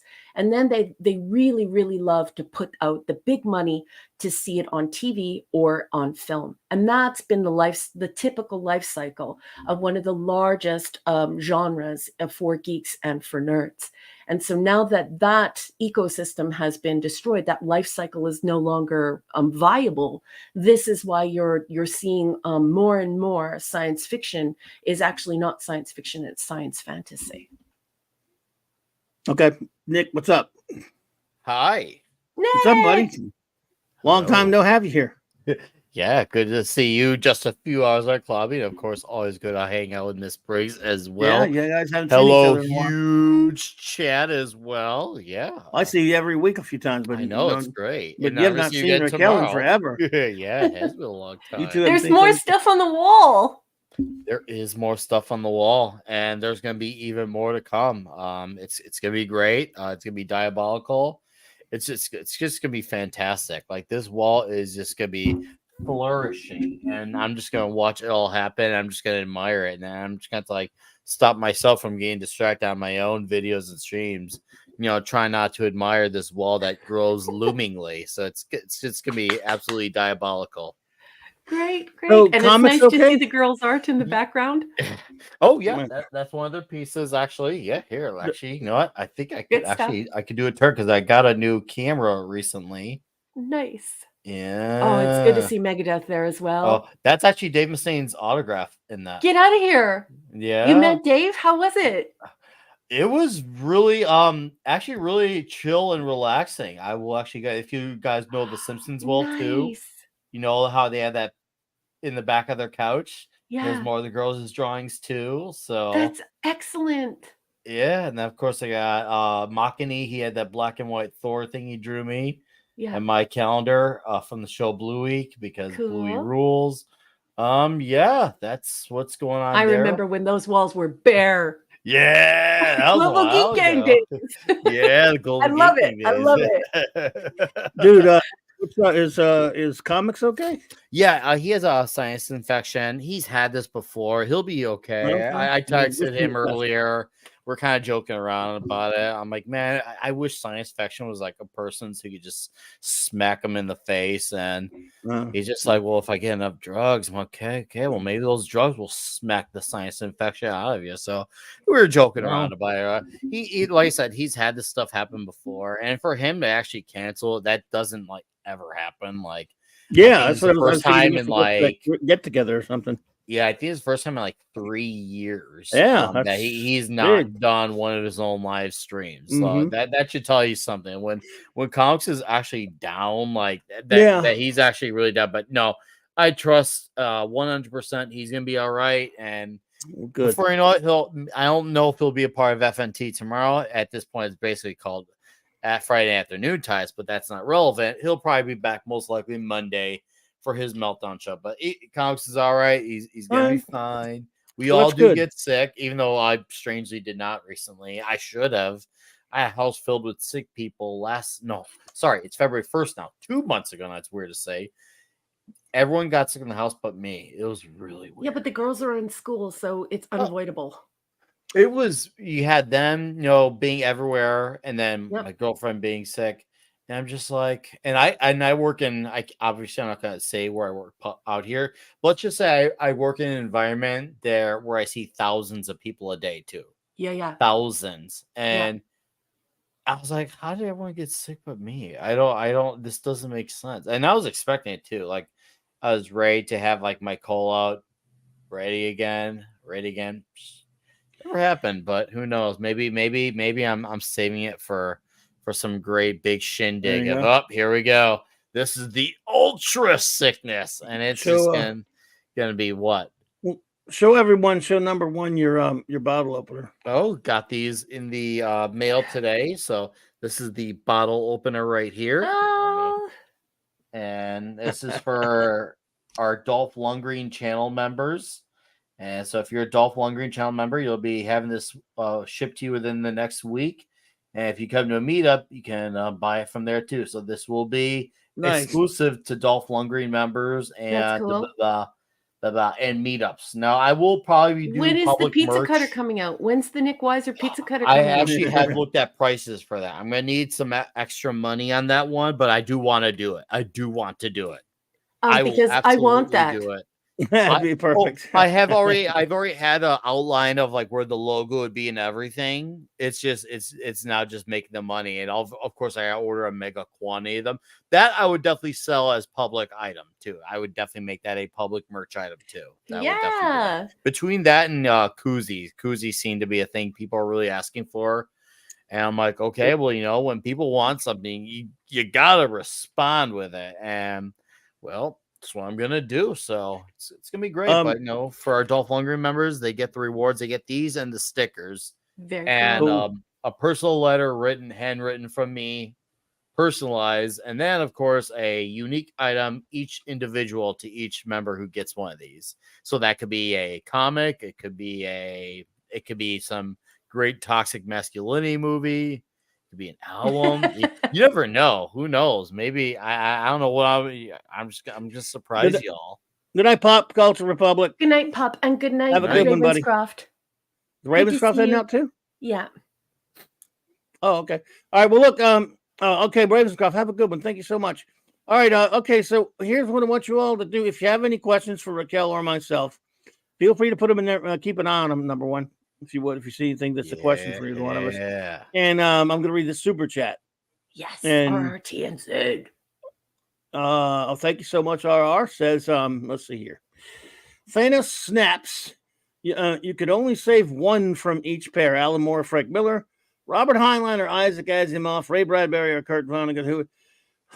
Well, since I'm not good, I'm definitely not smart enough to be a nerd. I do love Heinlein and Asimov, by the way, and I love Bradbury. Vonnegut, I don't love him, but anyway, I'm going to be the geek that I am, be true to myself, because I am absolutely an uneducated idiot, and go with Alan Moore and Frank Miller and embrace my moronicness. Is moronicness a word? See, I'm so stupid. I don't know if moronicness is a word or not. In fact, I'm so stupid I made up a word. So there you go. That's not true. All words are made up. Shakespeare made up hundreds of words. I'm going to go with ridiculous geekness with my third grade education. Okay, I didn't really make it to the third, but I got close. Like Jethro. Well, Jethro I did better. I got fourth. Well, yeah, I knew you were smarter than me. I knew you were smarter than me. So I'm going to go with Alan Moore and Frank Miller because I just embrace it at this point. But I do love Heinlein and Isaac Asimov, and Ray Bradbury. I don't know about that. Kurt Vonnegut. That's a strange one to put in there, isn't it? Yeah, but it's still no. So interesting question. Thank you so much for the super chat, RR. Very kind of you. So any questions that you may have, of course, and for Nick, if you got one for Nick, he can answer any questions about music or pizza because he did great on those music questions tonight. I was telling them earlier about our. I was shocked that I even got trivia. The amount that I did. I was like, I'm gonna get like one. You know your music, and I even got a good amount of the movie ones. I'm like, huh? Yeah, okay, that happened. Like, but dude, you were the comeback story of the decade. It was actually kind of inspiring. It felt like a sports movie. I was almost waiting for that scene when the key player of the movie is about to have his comeback to win it all. They had that slow clap that turns into a faster clap that turns into a louder clap and more people clap, and all of a sudden it's the whole let's win the game. I felt that energy when you came back and got to second place. I felt that sports movie energy. I'm like, man, this is some Field of Dreams type of madness. I'm with this. So, yeah, it was fun. Dude, it was fun. And what's that guy, Burger Guy? That dude is fun. Oh man, I would love to hang out with that guy again. Nice fellow. Absolutely. So Yeah. it was a lot of fun Oh, yeah, very at nice guy, very personable. a lot of fun at Tom's place tonight, folks. Yeah. So I was gonna say, Well, if go you- request for him to do it again. Go Yeah. request for it. oh yeah, we will. Yeah. I read all those writers, says Davina. Yeah. Yeah, there's a nice conversation taking place between 3 or 4 people in the chat about Hey, the Don, publishing. Yeah, Don's here, by the way. Hello, Don Power Ranger. Yeah, Yeah. the publishing industry really is shaping it right now. Like they're really shaping the books more towards science fantasy, and you see a lot of self inserts. And if you go and look, I mean, I don't want to call out any publishing, every publishing firm directly, because I eventually would like to get published. But if you're curious about it, go and have a look. I know a couple of people who got a hold of me privately and said, I took your challenge. I went into the bookstore and I looked around, and 98% of the quote unquote science fiction was actually science fantasy. And one of the reasons being is when you're looking for activists and you're looking for activism, what you're looking at are publishing houses specifically asking people for character-driven stories. And of course, anyone with, a 3-digit IQ knows that science fiction isn't a character-driven genre. It's an idea-driven genre.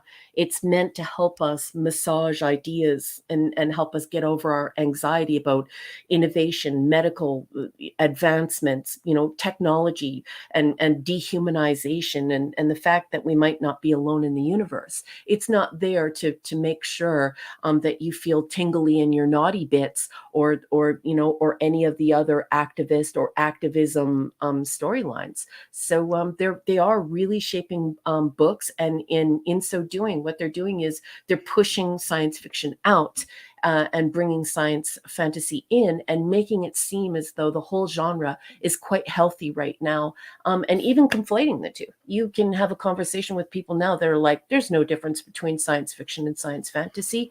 Everybody in the pool. And so it is quite sad, because science fiction is a wonderful genre. Indeed, it's just, by the way, I screwed up royally again. If you need a case in point, now I don't even have to bring my case before the grand jury to prove how stupid I am. This got it right here, and I'm sorry, RR. Bad. He said, actually, mate, he says, I was asking who you'd save from each pair. Oh. He said, not which pair overall. I should have made it clearer. So I'm going to go back and readdress your question. And I am so sorry about that, RR. I'm an imbecile. So, and I just screwed up. So I should have gotten that. But I will go back to the question. So we ready? Let's go. I'm ready. It's an interesting question. Now it's even more interesting. I like it even better now. Good night, Penny. Oh, good night, Penny. Lovely to have sleep, you. sweet lady. Good night. Indeed. Take care, Penny. Okay. Thanos snaps. And you don't mean like a new crispy treat in the store. Thanos snaps. Exactly. Ooh. Exactly, Max.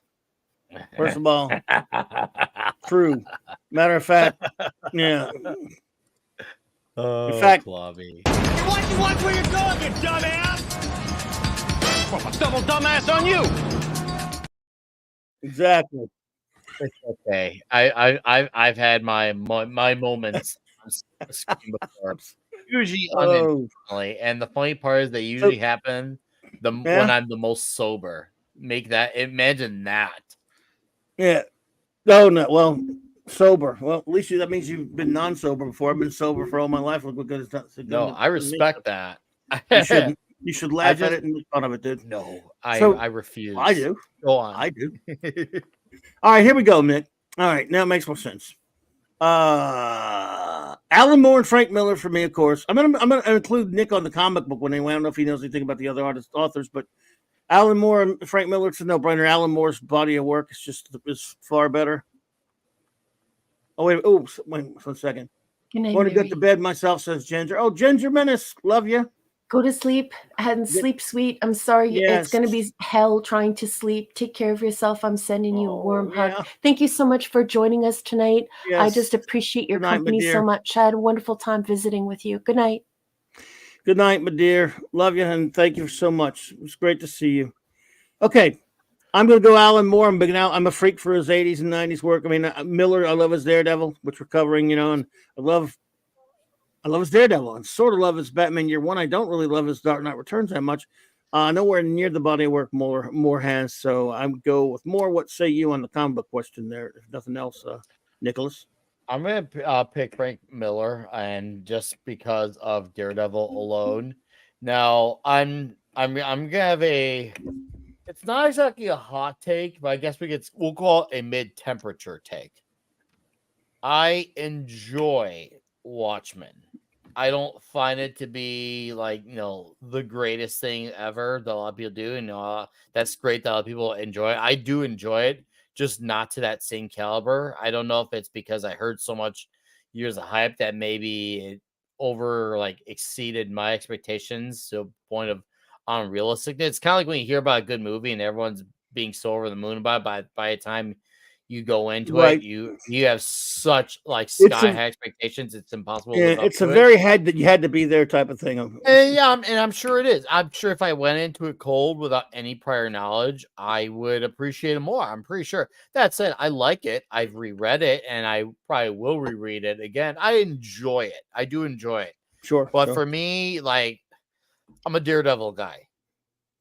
Frank Miller's run on Daredevil is just the grandness of one of the grand moments of comics for me, especially Born Again. I mean, I know it's cliche, I know it's a safe, easy answer as far as Daredevil has been concerned, but there's a reason why it's there. It's one of those times where sometimes there is a story written by a guy that happens to be the thing that gets big. Sometimes it's kind of when you hear about a band, and usually the best song is usually not the hit. If you're an actual fan, that's usually the casual fans like the singles. But if you ask a deep fan, they'll know the back catalog. But as far as Daredevil concerned, as I love the catalog before and after, but Frank Miller's run truly was one of those exceptional moments where the thing that was that popular is actually lives up to the hype. And Daredevil, I did also come up with it under a little bit less hype, because that hype was more under a strictly comic book crowd, not where it was talked about in Time Magazine with Watchmen. So I had two different hype levels, whereas the levels for the Frank Miller one was a little bit more tempered. Well, I hear you, brother, and I understand that and respect it. I'm more interested not only with Watchmen. Watchmen is maybe his masterpiece, but he did so many other things. It's just body of work dwarfs. Oh no, Miller's for me. So, but yeah, I mean, that's fair. But he's a worse nut than Miller. I mean, Miller's not a nut. He's just going. Oh no, Miller's a nut. Let's be real here. Miller's a nut too. Not compared to Moore. Not even in the same. Fine, but they're both nuts. And he's still a good dude. Moore is. Never mind. Okay, so on the next one. Number one, have you read any Heinlein? I know you've read Asimov. I have read Heinlein. Okay, so on Heinlein or versus Asimov, if you pick one in our scenario. Heinlein is simple reading, and it's a very masculine reading, and it's more like the authorial voice feels like you're working with a guy on an oil rig and you're seeing through his eyes. And so I did enjoy it. But I'm just not accustomed to that authorial voice. I'm not accustomed to that style of voice. What would be a good example of one of his books that I've read? I keep all my science fiction in the living room. I've read a few of his books. He's okay. But like I said, he's got that real 1950s, 1960s sort of gruff. He reminds me, if he were an author, I would think of him like a grease monkey. He's a mechanic. He's got oil on his coveralls, and that's his style of writing. And I enjoy it because he wrote for boys' magazines mostly at first. So yeah. Oh, okay. Well, I didn't know that about him. I don't know much about him. Starship Troopers was in a magazine first before it was compiled into a book. So yeah. Yeah. I've actually never read that book. I only watched the film, but I've read a couple of his books, and I think one is got the moon in the title, and the other one Moon is the harsh mistress. I bought a trilogy of his, and Okay. like I said, I think he's a great author. But for me, I felt as though I were on a journey with a young man, speaking to other young men. So I enjoyed it, but it's not my style. Right. Isaac Asimov, as everyone knows, I'm a massive fan. I love his Foundation series. I love the trilogy, and then certainly everything he wrote afterwards. I love the idea of the mule. I love his work. And recently, I was doing a side-by-side comparison of the diction changes in the modern printings of the Foundation series, and how they're starting to tweak the diction toward modern language. So yeah, so instead of like atomic, they're saying nuclear. They've cut out chunks of sentences and stuff. So that's unfortunate. Isaac Asimov, I see as an intellectual. I think his writing is smart. It's smooth. It's beautiful. I jump inside of his mind, and because of that, I can be inside of any character because he's such a good author. I don't think there is a woman in the Foundation series until like the third or the fourth book. For me, it's like one big long book, but I think it's like the third book before there's a woman. But Asimov has a talent where I feel like I can be inside of every character he presents. So I'm going to go with Isaac Asimov. I absolutely adore him, and the Foundation series, I believe, is one of the highest achievements of science fiction, aside of Dune. I tend to agree. As much as I do love Robert Heinlein, have read so much of his stuff and love it. It's like it's what you say. It's a lot of it is pulpish science fiction, but it's still great. Some of it's amazing.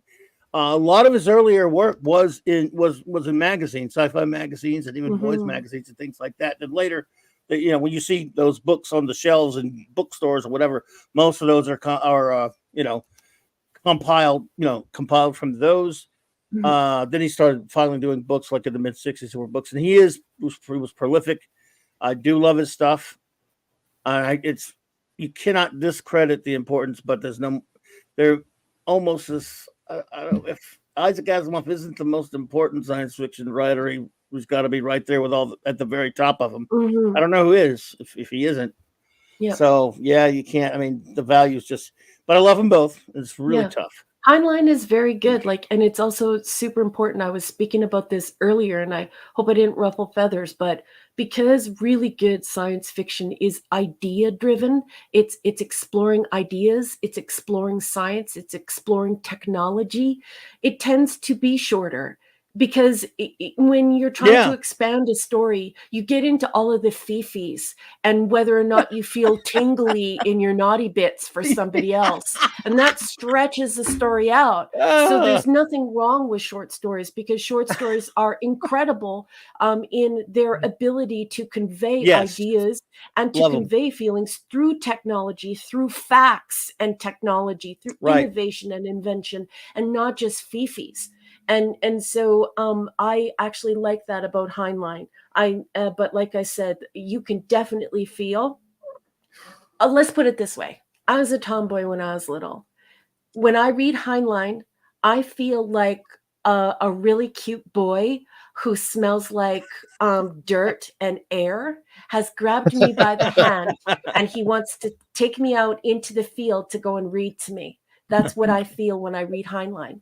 When I read Isaac Asimov, I feel like the mule is beside me, and I'm quite frightened. Wow, my goodness, well, that's excellent and wonderfully said as always. I love you. That's what I mean. This is actually I'm glad that you clarified that, RR, and I almost missed the opportunity to talk about something really great to talk about here. So that was a wonderful question, and I just say, Nick, I don't know if you have much familiarity with these two authors.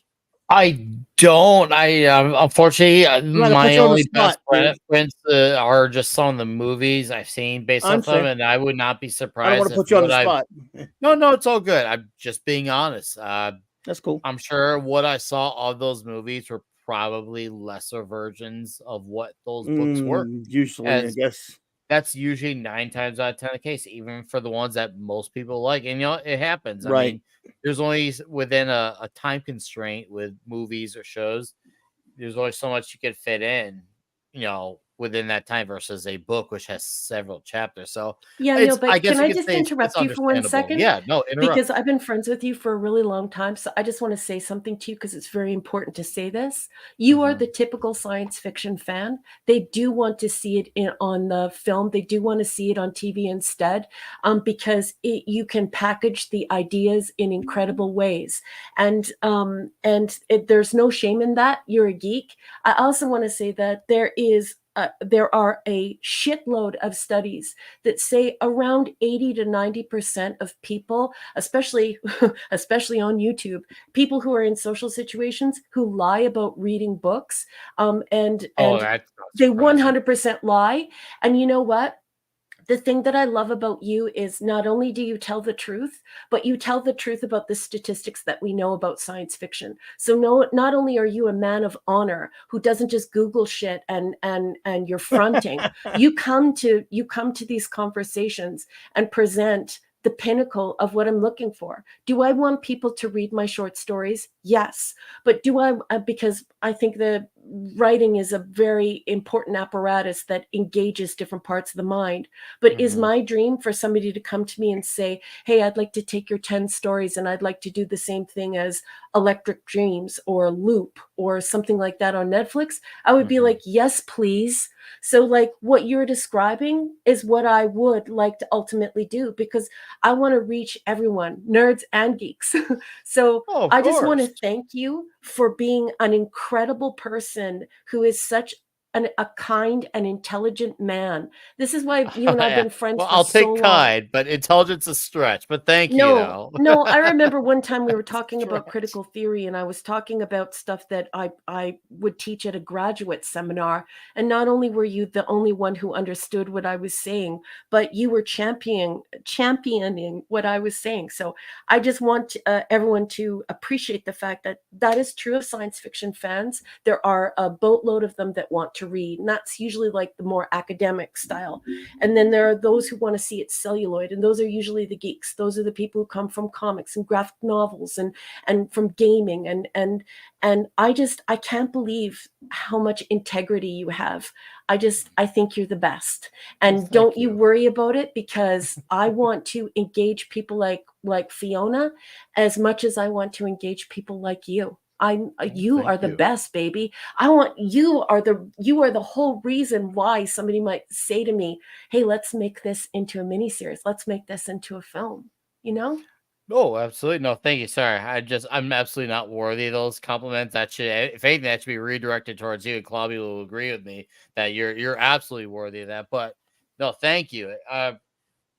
I just try to keep it real and authentic. If I know something, I will talk about it. If I don't, I'll say, well, here's how I could speak about it from I guess you could say, a casual perspective or a normie perspective, however you want Yeah. to make of that language what you will. They have similar ideas regardless.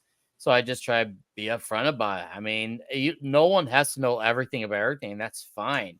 We've Mhm. all been wrong about something. I know I have. It's going to happen again probably tomorrow. I might go down the street. I might get the wrong piece of mail. I don't know. All I'm trying to say is that we all start somewhere with learning about something. Mhm. I think And that's great. and we should all respect the different things that we like, both Oh nerds and yeah. geeks, because I think it would be the highest compliment that anyone could ever pay me if they came to me and said, "Hey, would you like to turn this into a comic?" I Oh, would. that'd be Are you amazing. kidding? Like, Nick, you know me. What would I do? First, I would like jump on Yeah. Andrew, and then I would run into the Yeah. front yard and do 50 cartwheels in the front yard. So Yeah. it's respect, like for all the different forms of publishing. So anyway, I wanted everyone to know what I think of you and your honesty and your integrity, and I just love you very much.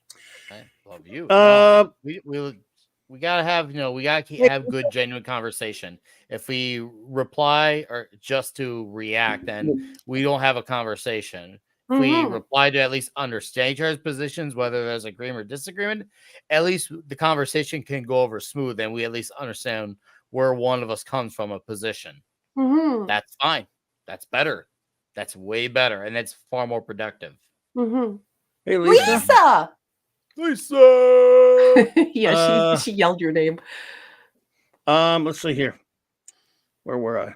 Oh man, I lost it. Fiona, why am I getting all these gun control ads on Clobby's channel? Surely YouTube knows my position on that, and maybe that's why you're getting them, because they don't agree with you. I don't know. I mean, I don't understand it. I don't. Before this I don't all want them on started. there. I don't want any. Well, I don't know, Lisa, Fiona, because I don't sanction them here. Bobby's like watching Death Wish, and they're like, "We got to counter his Death Wish views by putting these at how dare he watch something with Charles Bronson." I might have one. I didn't watch one. What was the last pairing? We missed the last pairing.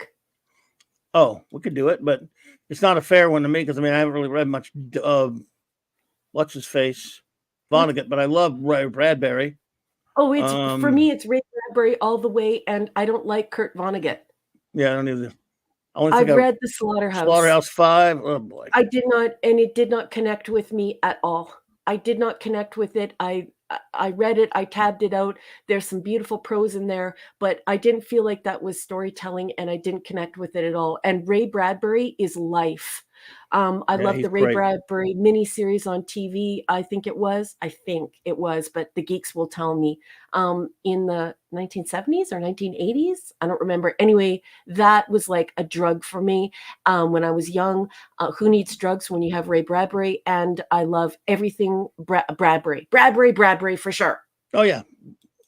Mikey Susie 4, welcome. Hello there, Mikey Susie 4. Mikey Susie 4. I don't know if you've been here before, but boy, you come. Let's see. There are a couple other ones starred. At least I have another one starred. Waltbreaker said, "I'm a fantasy and sci-fi guy and love deep intellectual conversation regarding theology, philosophy, quantum mechanics, etc. I do graphic design and love the visual medium." Well, yeah, I play, like I said, without getting too far into the argument again, many people love visuals and love to read, and sometimes they like to separate them, or tons and tons of books. Then they'll read some comics, or they'll look at pictures. In other words, a lot of comics readers love the other type of reading as well. And then there's some that won't read comics, or some that won't read books, because I will say one thing about books, and I've heard this on the good authority, is books be all wordy. According to some idiot named Conway, who said I don't like books because books be all wordy. And look, say what you want about that, criticize all you want, pal, but it's true. I've almost never seen a book that wasn't wordy or did have words of some sort. Okay, so how are you going to argue with him? Beat that one. Davina Duckworth says, "I think it's weird that some people make a distinction on hard sci-fi. I guess some writers don't have a grasp of science or technology. I think it's because of the ever-expanding genre and wanting to welcome more people in. Because Davina, I don't know if you know this or not, but there's not much money in science fiction.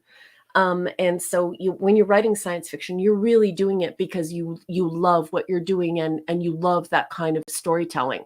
So Gene Roddenberry and others use the word hard science fiction because over the years, people have tried to mold science fiction into literally being every other genre until it is so everything that it is nothing. And lately we see that a lot with romance. A lot of romance and sort of soap opera stuff is being added to it. So while I support the idea of saying hard science fiction the way that Gene Roddenberry did, he said, the basis of this show is I want it to be hard science fiction. That's what we should be aiming for. It doesn't always have to be hard science fiction, but I want us to aim for that. When he said that, what he was saying was, let's put the ideas first. Now, those are my words, but I'm just saying that as a scholar who studied writing and who loves science fiction. For me, when I'm describing science fiction to my students and to my readers, science fiction for me, absolutely hard science fiction is the exploration of technology, innovation, the chance that we might not be alone in the universe, and outer space. And when we're looking at technology, we're looking at science, we're looking at innovation, we're looking at this kind of storytelling. It's technical by its very nature. Good night, Picasso. Good night, Picasso. It sounds like you try to say imagine the impossible being possible, which I like it. It helps you use your imagination. It helps you Mhm. say, "Hey, train your mind to imagine what is possible," and that's the beauty because your everyone's imagination, if you use it, can be endless. You just Mhm. gotta think big. You gotta be ambitious about it. You gotta really reach for the stars. I know that's cliche, but it's true, and that's the beauty of that particular genre is that you can do that with that all these crazy concepts that would not fit in other things. They go in that genre for reason because it makes sense there. Mhm. And, what you've said is very intelligent because let's look at the work of Gene Roddenberry. When Gene Roddenberry said hard science fiction, he wound up creating all of these things on his shows where Mhm. people from NASA, physicists, inventors, they came along and they saw these things like, Cooper with the cell phone. He was quoted saying, "I saw Captain Kirk with his communicator." And then he went and put the guts in it and gave us cell phones. So these types of ideas inspire people who are in technology, who are in science, Mhm. who are in academia, who are in the field, engineers, people making beautiful things to move society forward. They Yeah, Yep. inspire. Look at beautifully look at put. the Oh look yeah. at the iPad, look at the laptop, look at the cell phone. I mean, maybe one day, Nick, you and Mhm. I will transport to the moon. Be amazing. Oh man, I'd Yep. love to be able to This. Yep. transport like that. That's the thing, and I love to Transporters. imagine those concepts. I love to think massively about those things because it's just like it's one of those things. What if dot dot dot we could do this? Yes. Oh, Professor R2. oh, What's up? R2. What? And yeah, well, fake Trek isn't inspiring. Real original Trek always will be Professor R2. Yeah, Yes. but fake Trek will never be. But it's good to see you there, Professor. Yeah, but the Yeah, filth is never the inspiring filth because the isn't. No, filth is a gigantic adult diaper that hasn't been changed in a few years. And it's got maggots in it, it's fetid, it does you have know? maggots. That's true. Mhm. Like I've always said, Jar Jar Direct, of course, from '09 on up. People laughed at me, but I said that movie's maggot infested filth. And if you watch it, your eyes will indeed have what they call eye maggots in it. I Nobody listened to maggots. me, and they went to see this Blobby. goddamn movie, and there were eyes in their maggots in their eyes. Oh And don't come god. crying to me if you watch this stuff and you get maggots eating your eyeballs out. I warned you all. Of 2009, I said maggots are gonna jump into your freaking eyeballs, and don't blame me, pal. And nobody listened. Just The about spit sad my part teeth. is there's a I'm so, such thing as those, and that's probably how some people actually did get those from watching this said filth that you filth. guys had mentioned. They're- So yeah, no, there actually are eye maggots. Like that's actually yeah, a real thing. people don't So believe in eye wow, maggots. that's gonna But actually give you that. Wow. hey, you guys don't believe in eye maggots. It's hey, It's a just real thing. That's not a true. joke. That's not No, hyperbole. look, That's a thing. hey, they were invented by Jar Jar Abrams. Why do you think he took over to your filthy his Star Wars crap when he did Star Wars and Force Awakens? Eye maggots again. Okay, you walk out of that theater, you go, my eyes feel weird. It's like they're almost like they're maggots in them because what Wonder they've done. why To you woke Star up Wars. with eyeball crust that next morning? Yes, Nick, right, gross. indeed, Grody. exactly. So That's funny. just take me seriously, folks. I'm talking. No one wants poo eye. Don says when I have first heard the word maggots, I have thought of the henchman from the short-lived Mighty Morphin Power Rangers spinoff called The Masked Rider. I knew it was going to be something to do with the Power Rangers. Ectophase activate. There you go. I can rely on Don to bring it to the Power Rangers every time, and I respect them for it. Don, I love you, baby. Don is awesome. So now TNG didn't have see JT, that's kind of a lot of people don't understand. It didn't have maggots, better than neck maggots that control you like TNG.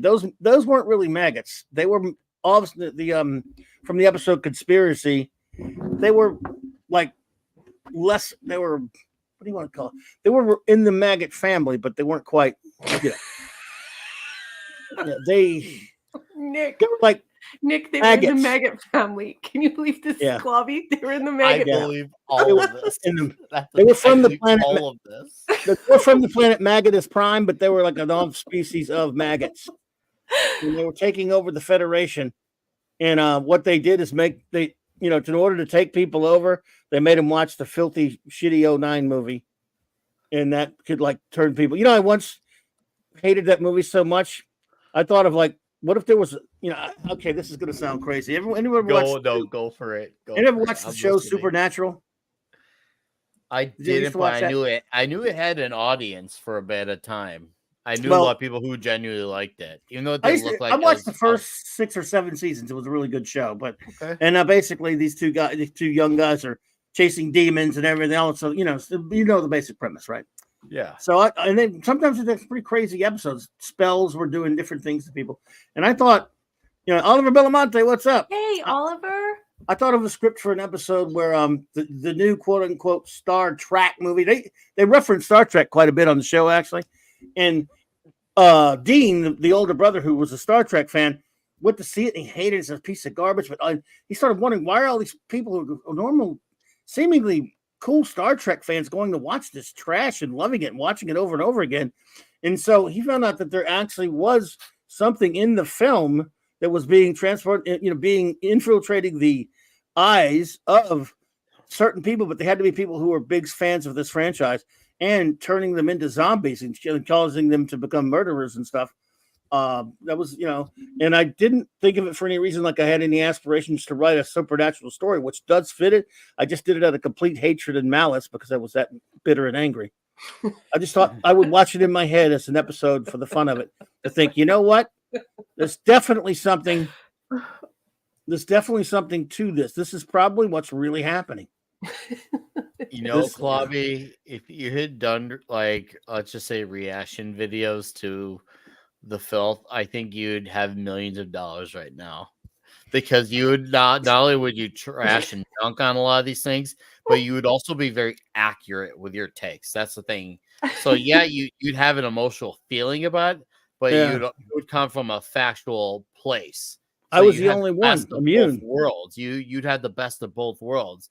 You have the passion, aka the emotion, but you also have the knowledge and the information, aka the facts.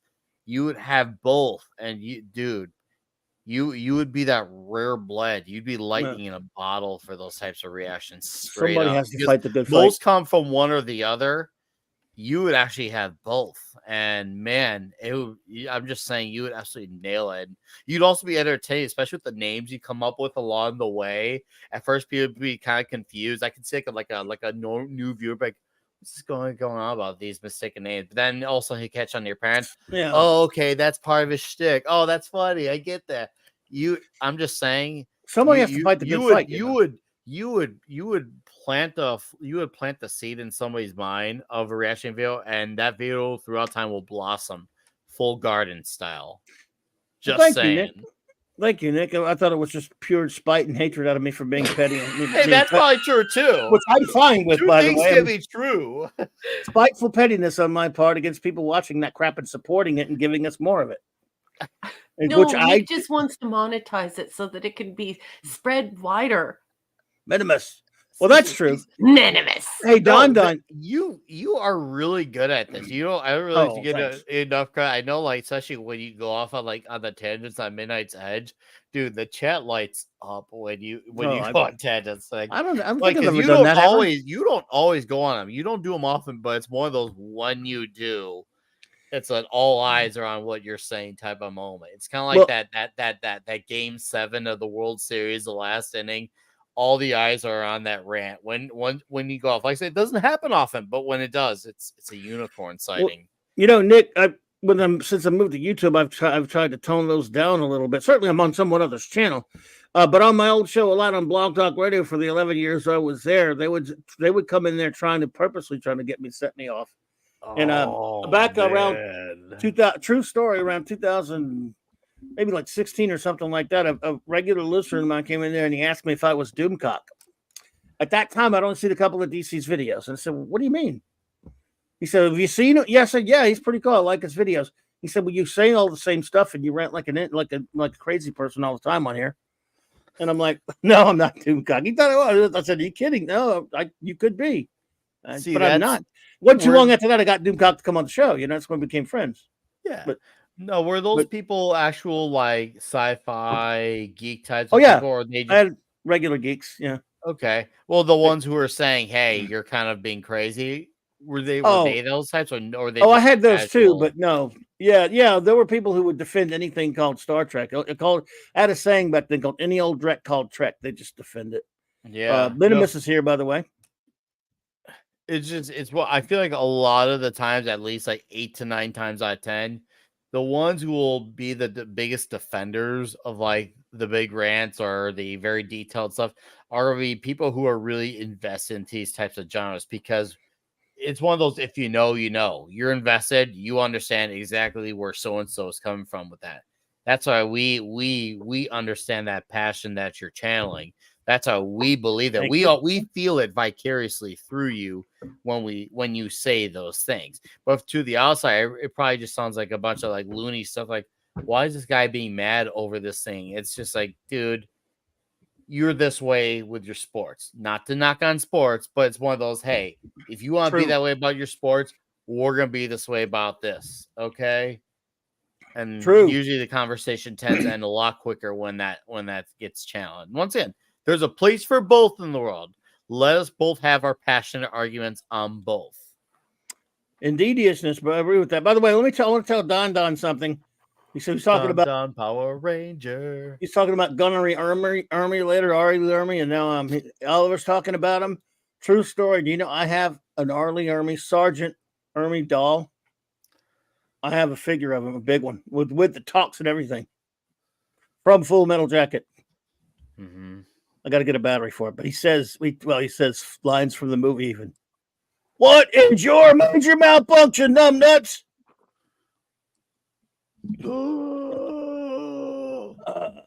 So there we go. Anyone have number one? You okay, by the way?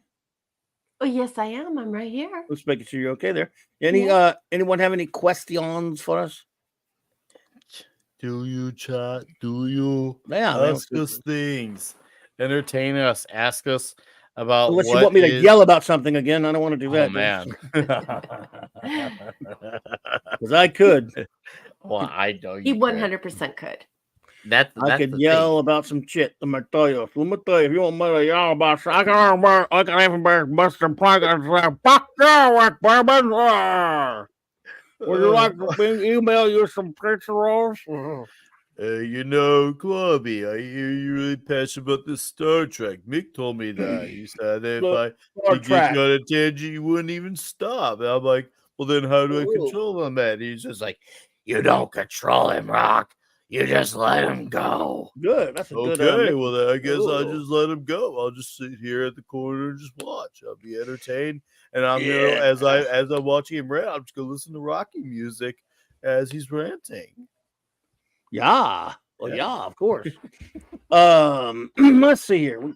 I can make up stuff, you know. Let's see. We just start there because anyone any questions for number one or me? I'll this make is like up. the night to do it. Well, yeah, you can make up one. This is. Yeah. By the way, Chad, this is your time to it. I'll make up. What is the biggest no topping on pizza for Clubby and Raquel? Because I don't know what are the no-nos. I know our friend Mark D.O.C. He loves his things. We'll just call them things. And I forgive him. We'll put it that way. I forgive him. Good night, Chris. Good night, Chris. I love you, honey. Thank you for everything. Chris. Tell your dad that we said hello. We can't all be perfect, Mark. If you're out there listening, we can't all be perfect. Tongue surprise. But I want to know what are the no-nos, whether it's one or a few. I want to know what they are. And I don't care who starts. I just want to know. Well, Markel would have a more interesting answer to me because all I got to say is all I want is tons of pepperoni and cheese and nothing else. So nothing else is acceptable unless it's not meat. Even sausage? No, yeah, meat. Yeah, but no other drivel. Okay. I just no green drivel. Like, hello, Corbin Dallas, by the way. Hello, and Laura Harrison. Yeah, but no green drivel. No like vegetable-y, drivelly poo-poo. No green stuff for Clobby. You could put M&M's on there or something, but. Okay, so my family owned a pizza restaurant. Oh, nice. my Greek Legend. family, as you know, because you also Yep. have a Greek family. Yep. So we had a pizza restaurant. We had a couple of pizza restaurants actually. And so I can confidently answer after serving pizza for almost 2 decades that there are no no-nos for me. I think Okay. the No? most I think the most important thing is that there is a perfect pizza for every person. Okay. Um, Well, what about for your Yeah, but for pizza? you though, you don't want no clams. So there. oh no, no, I don't. Yeah, no, I've never even heard of that though. That's sick.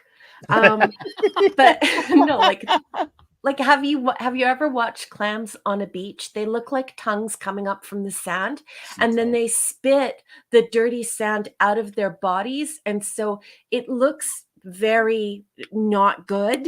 And I wish I could just say what I'm thinking right now, but we would be banned from YouTube.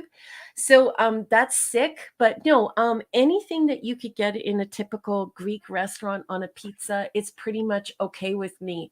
Um, I'm not the biggest fan of anchovies on a pizza, and I'm not the biggest fan of people who use canned goods.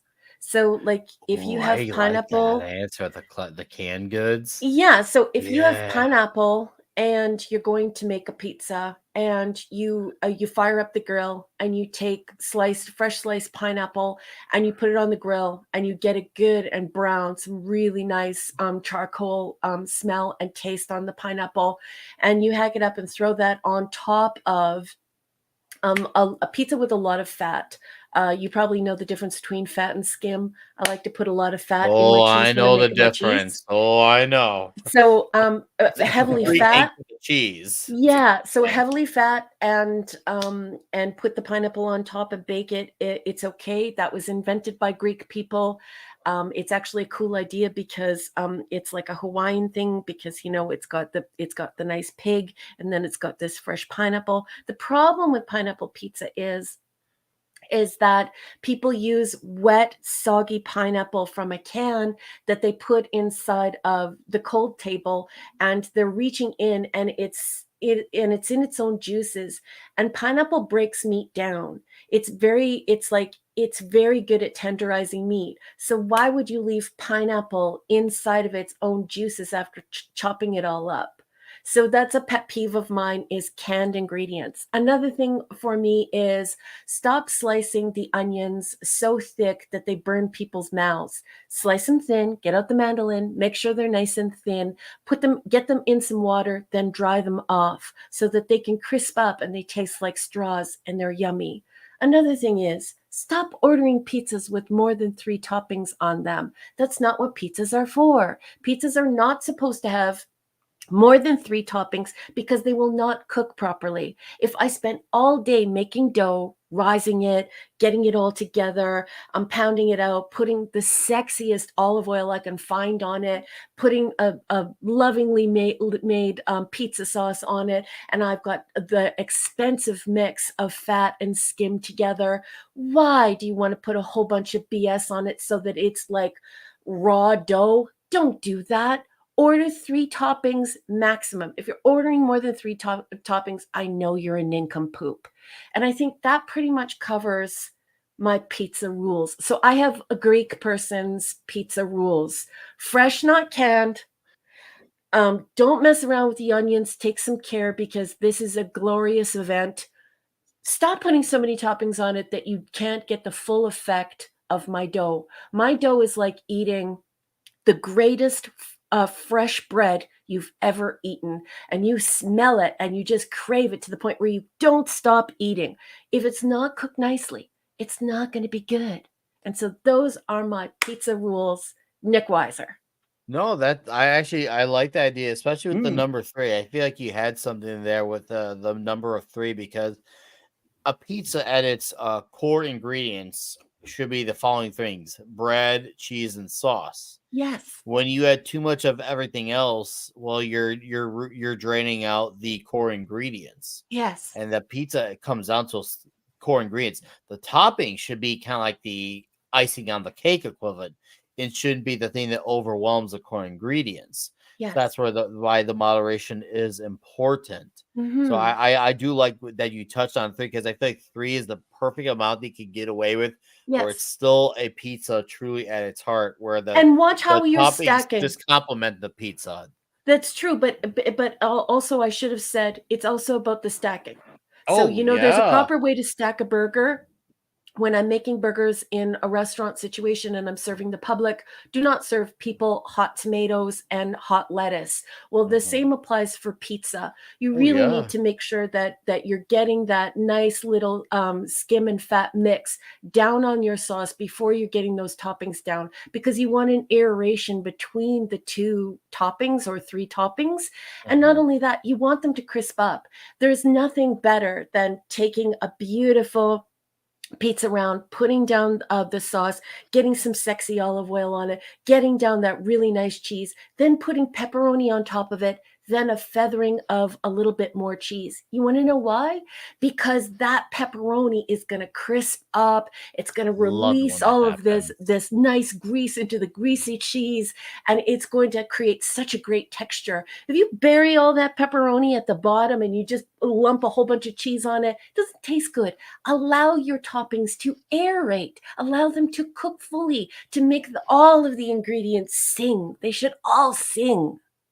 I Anyway, agree strongly. No, that was very well put. Once again, the toppings should be in moderation and they should complement the pizza, not the thing that takes over. I have been saying these things for a long, long time. Oh man.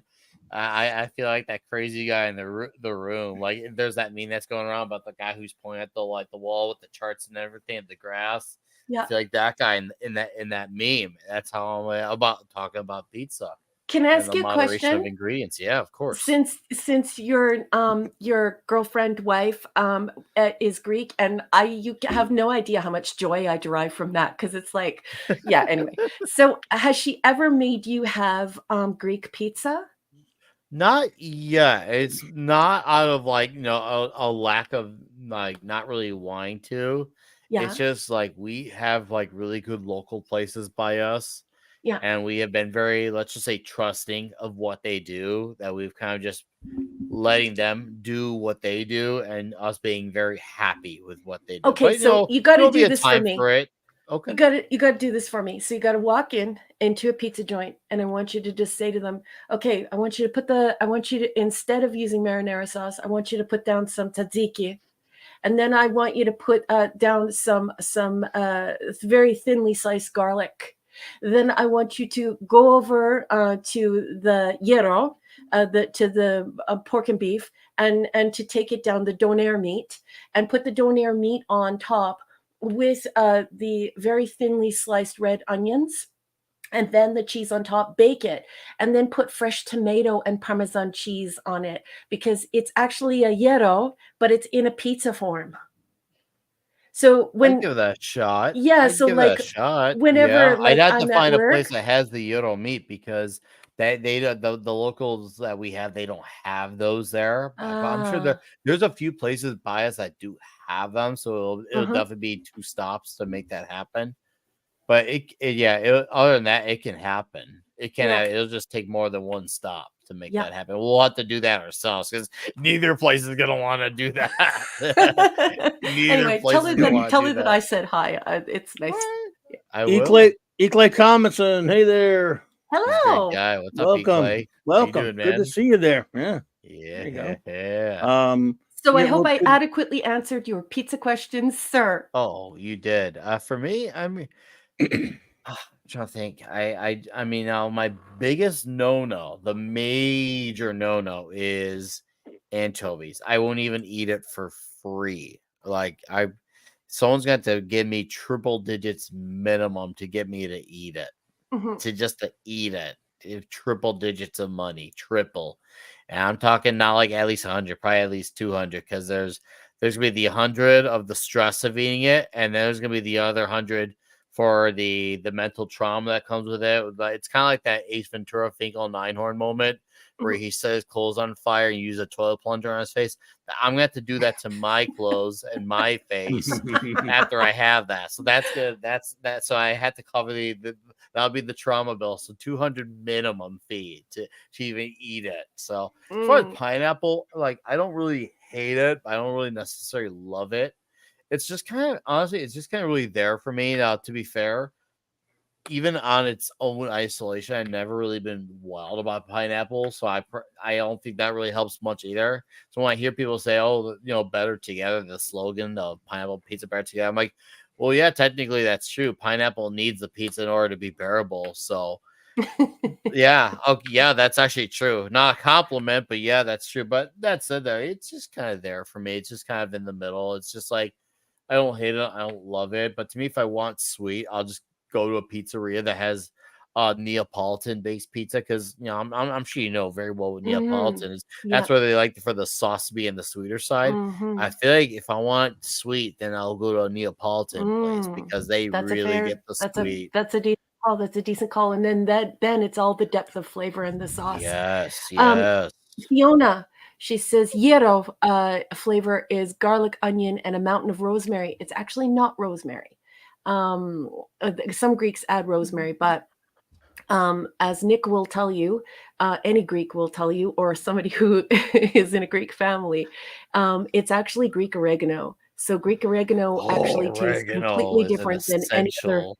Yeah, it tastes completely different than any other oregano you've ever had in your life. It is Ooh. 1000% completely different than any oregano you've ever had. And once you've had it and you get the taste of Greece, that is the identifying smell and taste that you're looking for. So look for Greek oregano. It can't be Italian oregano. It's Greek oregano. It's gotta no, you're right. It's gotta be. Anytime we are low on that particular seasoning at home, it becomes like almost like an emergency type of situation. Yeah. It definitely, yeah, What it's a straight up emergency when that what happens. Wes Oh Cagle? man. Let's giggle. Hey Wes Cagle, what's up, dude? Um, well, Mark will be proud of both of you for turning this into eatery. Well, you did Yes, not both of you. Mark, Nick did it. Yeah, Nick did it. It's Yeah, I Nick's did. fault. he'll be proud. Well, everyone seems to be talking about pizza, so they're good. Apparently, that's what they want to Yeah, talk we about. So, we got a conversation pizza's a very going, simple so thing to me. It's got bread on it, very hopefully very thin, and it's got the whatever the hey Dark Shadow Logan, long time no see, hey, Kimasabi. hello, Good to see you, buddy. hello. Dark Shadow Logan, nice to see you. Yeah. Cheese, lots of Hell yeah. pepperoni. That's it. Mm-hmm. That's all you need. It's Ilenika, simple to me. Ilenika. I'm glad you mentioned that, Clubby. Actually, believe it or not, even though I'm a very shameless, out and out, super out of the closet carnivore, I do like a good plain cheese pizza because it tells me that once again, as I said, earlier to Miss Briggs, that if you have the toppings there, they should be the icing on the cake. But if you can make a pizza with the minimum ingredients, the sauce, the cheese, and the bread, you have a freaking awesome pizza to a point where you don't even need those things. But if you have them, obviously that's just more beneficial. But I have seen some places with just plain cheese, and they're kick ass, Some my pizza Mhm. buffets have dude. had them. You ever been? They have pizza buffets up there. You ever been to the No, I've CC's? never. Oh, I can't You do got CC's up CC's. there? That's my Good stuff. enemy. I Well, like I that if I kiddies could love that. find at the actual CC and sue him into oblivion for that So you have atrocity CC's called up there? yeah, we do. And Oh I wow. I remember I tried it. Let's see how many years ago. That Oh, was it's basic about stuff. That's good. 17 years ago. I remember because everyone in my neighborhood was raving about how yeah, I gotta try it. I would love it. And I'm just like, wow, this feels like the sad ending of a romance novel. Why did you do this to my life? I was just like, I felt my well being was being questioned when I had that first bite. I just like, are you guys like secret feds or something? What are you trying to do to me with this stuff? Oh, I like people talk about how sometimes if they watch like a certain like super like horrific movie or a gore driven movie, they gotta like shower at that just to wipe that mental stench off. Dude, I had the physical cold and mental stench of CC's pizza. Oh man, horrific. Just not. It's just not pizza. It's the term cardboard pizza is very overused. Mm. It's about as overused as when someone doesn't like someone they call them a grifter now. It's overused to a point where it kind of reduces the impactfulness of the term. But this was the closest thing I think I've ever tasted cardboard. The closest thing. And I don't use that lightly. It was bad. CC's is wrong. Like, man. Okay, Nick is traumatized, and Oh. Oliver Belamonte has a question. Go for it. I'm still recovering from that. Raquel, if you were one of the critical judges at the Oscar Awards, does the Barbie movie deserve its Oscar nomination for Best Picture? And who among the Best Picture What? nominations deserve to win? It got nominated for Best Picture? It did not. Ugh. There's a lot of people who were mad that it didn't. It got a snub. Oh, yeah, okay. Yeah, it got snubbed. Okay, well, I can answer this unequivocally. Oliver said its nomination, but you're saying it didn't get nominated. It did. I thought it did not. I thought it didn't. For but Best anyway, Picture, I know there was a. Anyway, go ahead. Number one, just answer. Go ahead, maybe it's just to suppose. Okay, so here's my take on this as a social scientist. Good night, RRTNZ. Good night, RRTNZ. Sleep sweet. The Barbie movie actually isn't a movie. What it is it is a corporate product. So we make things as corporations sometimes make things with the hope that they will sell toys. And so they look to their marketing strategies and they look to their psychographics and their demographics in order to build an entire empire of marketing and mechanisms for making money. In years past, this could be like, I want you to think of like Disney partnering with McDonald's to have Lion King statues given out with every single Happy Meal. Well, something is happening now with the way that the advertising ecosystem works. It's getting harder and harder to target your known psychographic, your known demographic, the people who will actually buy your stuff. And so advertisers have basically likened what's happened to the internet, which is 360-degree immersive advertising. They've actually likened it to taking a bucket of poop and throwing it against the wall because they cannot reach. And what are the true metrics? There are so many bots, there's so much crap going on. So here's my thing. Barbie was dying.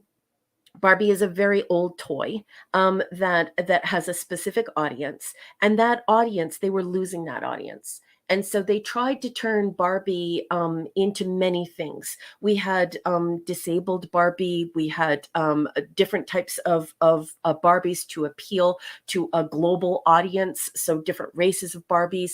They made sure that Barbie didn't wear party dresses anymore. She didn't drive a convertible. Instead, she was a very cerebral person. She was a neurosurgeon, and they did all of these things to try and keep Barbie relevant. Was Barbie feminist?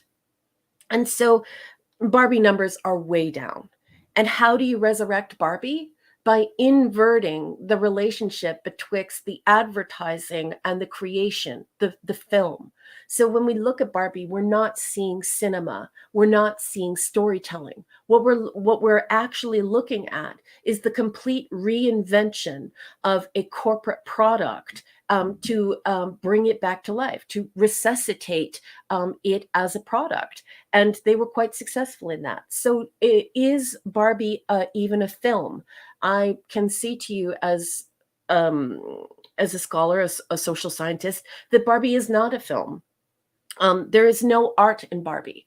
Barbie is a product that is meant to sell a certain product, and that was meant to resurrect that product in the mind, to transform the product in the mind of the consumer who had grown tired of Barbie and did not feel as though Barbie reflected the modern ideal of women. And so it has no business being called a film. It's actually a commercial. And it is very nefarious because it is changing the minds of human beings, where the audience and people who are not savvy to these things don't realize that they are now conflating art with consumerism. So there is no art left in film. The film is a commercial. There is no storytelling left in the film, only the story of buying, only the story of marketing, only the story of the commodity. And so we see this the hyper essence of corporate marketing in the form of Barbie, and it's quite evil. It tells the consumer, you don't need a story, you don't need a film, you don't need art. What you need is this product, and we're going to resurrect this product in your mind. So I think Barbie is quite evil in this way for what it's doing to consumers, and quite ingenious in how it resurrected a toy that most women were not buying for their young daughters anymore. So, not a film, should not be nominated, and should be scolded for its conflation of what is marketing, and what is a toy, and what is a film, and what is art. And they're trying to push this more and more so that we can constantly be consuming. We can never take a break into a film and escape into a story. It has to have the whole wrapping and immersion of advertising and marketing. And so quite nefarious. I think that Barbie is a dumpster fire of culture, and it should not win any awards. And I am so sad to see that it worked. And those are my comments. Yeah, it's Well sad done. because it seems Excellent. like the message, as that's now become a popularized coin term, it seems to, from what I'm seeing, that Barbie seems to have been that one movie that actually got that audience per se, not Star Wars, not Star Trek, not Marvel, DC, etc., but Barbie. And oh boy, did it work on Barbie! Mm-hmm. Boy, did it work on Barbie! And yeah, we're gonna be doomed by the message. That's more just because of the success of Barbie, Mm-hmm. and we really are. That's the sad part about it. So whatever steam was slowing down those movies ramped right back up with Barbie because of how much money Barbie made. Mm-hmm. They made profit, and then some. And they're gonna exploit the crap out of it, Mm-hmm. and then eventually history will repeat itself again to the point where the Barbie movie franchise will be neutered. Mm-hmm. Yeah, boy, I don't know. I wonder if this is a one and done, or if this is gonna be a long term thing. Whichever one it is, I don't see a good outcome out of this. I guess you could say the preferable one is that this is the one and done, but I'm worried this is gonna start a whole trend of more of this in an even worse fashion. Mm-hmm. There's an entire science behind this. In social sciences, we call it transmedia narratives or transmedia storytelling. And we see this a lot in gaming as well, where you can have a video game and they're developing it so that that the video game can become a movie. And now they're also developing movies, and they're creating scenes where they know that they're making it canned and ready to be a video game. And then we see, so we're seeing people interacting with these corporate products instead of stories. And so people are it's amazing to me that this passed as art, or passed as a film, when in essence it was a 2-hour commercial for why you should like Barbie again. We will make Barbie feminist. And it wasn't enough to make Barbie a veterinarian or a neurosurgeon. It wasn't enough to make Barbie a little bit heavier, or you know what I mean, or to change her shape. And so I just think it's really important for the public to connect to the actual transaction that they're having. The transaction is not, you escape into a story like, let's say, Schindler's List, or let's say The Lord of the Rings, and you're going to escape into that world, and it's normal and innocent. This was Mattel's chance to bring Barbie back to the forefront and get people consuming Barbie again. And the fact that people are starting to see these commercials and these corporate products as a form of art and of a form of film and storytelling is really scary. And I also think that it's really sad, because if everything has to be a corporate video game, a toy, a film, it's really something. We also have to make art and we have to make storytelling just for the sake of storytelling, not finding new and amazing ways to create millions of tentacles off of that art to make it a corporate bad boy, the billion-dollar product. Yeah. It's sad. It is sad because, and I've seen a bit of it, and Clobby can testify on my behalf, I'm sure, to a point, especially in the 2010s. A lot of people who were trying to get into comics, who obviously one are people who had no business being there. A, B, these people who also had no business being there were people who were trying to get in so they could try to write a story who they can hopefully pitch it to Netflix so it could be adapted to several mediums. So they got into this medium just so they can hope to clout chase off and get recognized for a Netflix deal or a movie deal. They weren't getting in it to write a story first. And if it happened to have gotten that recognition, obviously that's genuinely great. But they're doing it just so they could get that Netflix deal. I've seen it, especially with a lot of the non-Marvel and DC books in the recent years, especially 2015 later on. It happened especially after this one guy named Mark Miller. I don't know if you've heard of him or not, but Mark Miller got a really good deal with Netflix where all of his stories can now be adapted because they all got bought from Netflix. And because he had that one deal that happened, everyone's just like, oh, we all got to do that. The thing is with Mark Miller, it was just one of those things. It happened by chance. It just happened. There was no plan for him to do all that. It happened. You don't plan for those things. You write the story. If it happens to get picked up like that, obviously awesome. But they're all doing it so as you can say, try to create as many tentacles out of this as possible. So they're not genuinely there to get the best story out as possible. They're doing it there because, well, that guy did that and I want a piece of that action. Hey, Joe Dog. Lemon Pie and Joe Dog. Hey, Lemon Pie. Oh, thank you so much, everyone in the chat. Yeah, it's the thing is that it also affects genre, and I think that folks need to connect with that too, because if everything is a ready-made video game and everything is a ready-made toy, where does that leave adults? And I'm not speaking of toy collectors right now, because I know some amazing people who collect merchandise. I'm not talking about that. I'm talking about the infantilization of the audience. So I want you to think of some of the most wonderful stories that you have read or films that you have watched where there is no chance to get children to buy these toys. There's no chance for a Slurpee cup. There's no chance for toys or comics for it. Stories like, let's say, like Oliver Twist or the Iliad or Les Miserables or just think of all of these beautiful adult stories that are just for adults. There are no toys. There are no other ways. You're not going to see, Oliver Twist, the video game. And so I think that people also need to connect to the fact that it does infantilize the audience when the telos, the purpose or the end goal of all entertainment is to make sure that it is a billion-dollar product that is consumable from 0 to 99, and that it must have heavy merchandising, and it must have extreme benefit in merchandising instead of just making a beautiful film or a beautiful story. Like I said, like Oliver Twist, like the Iliad, like the Odyssey.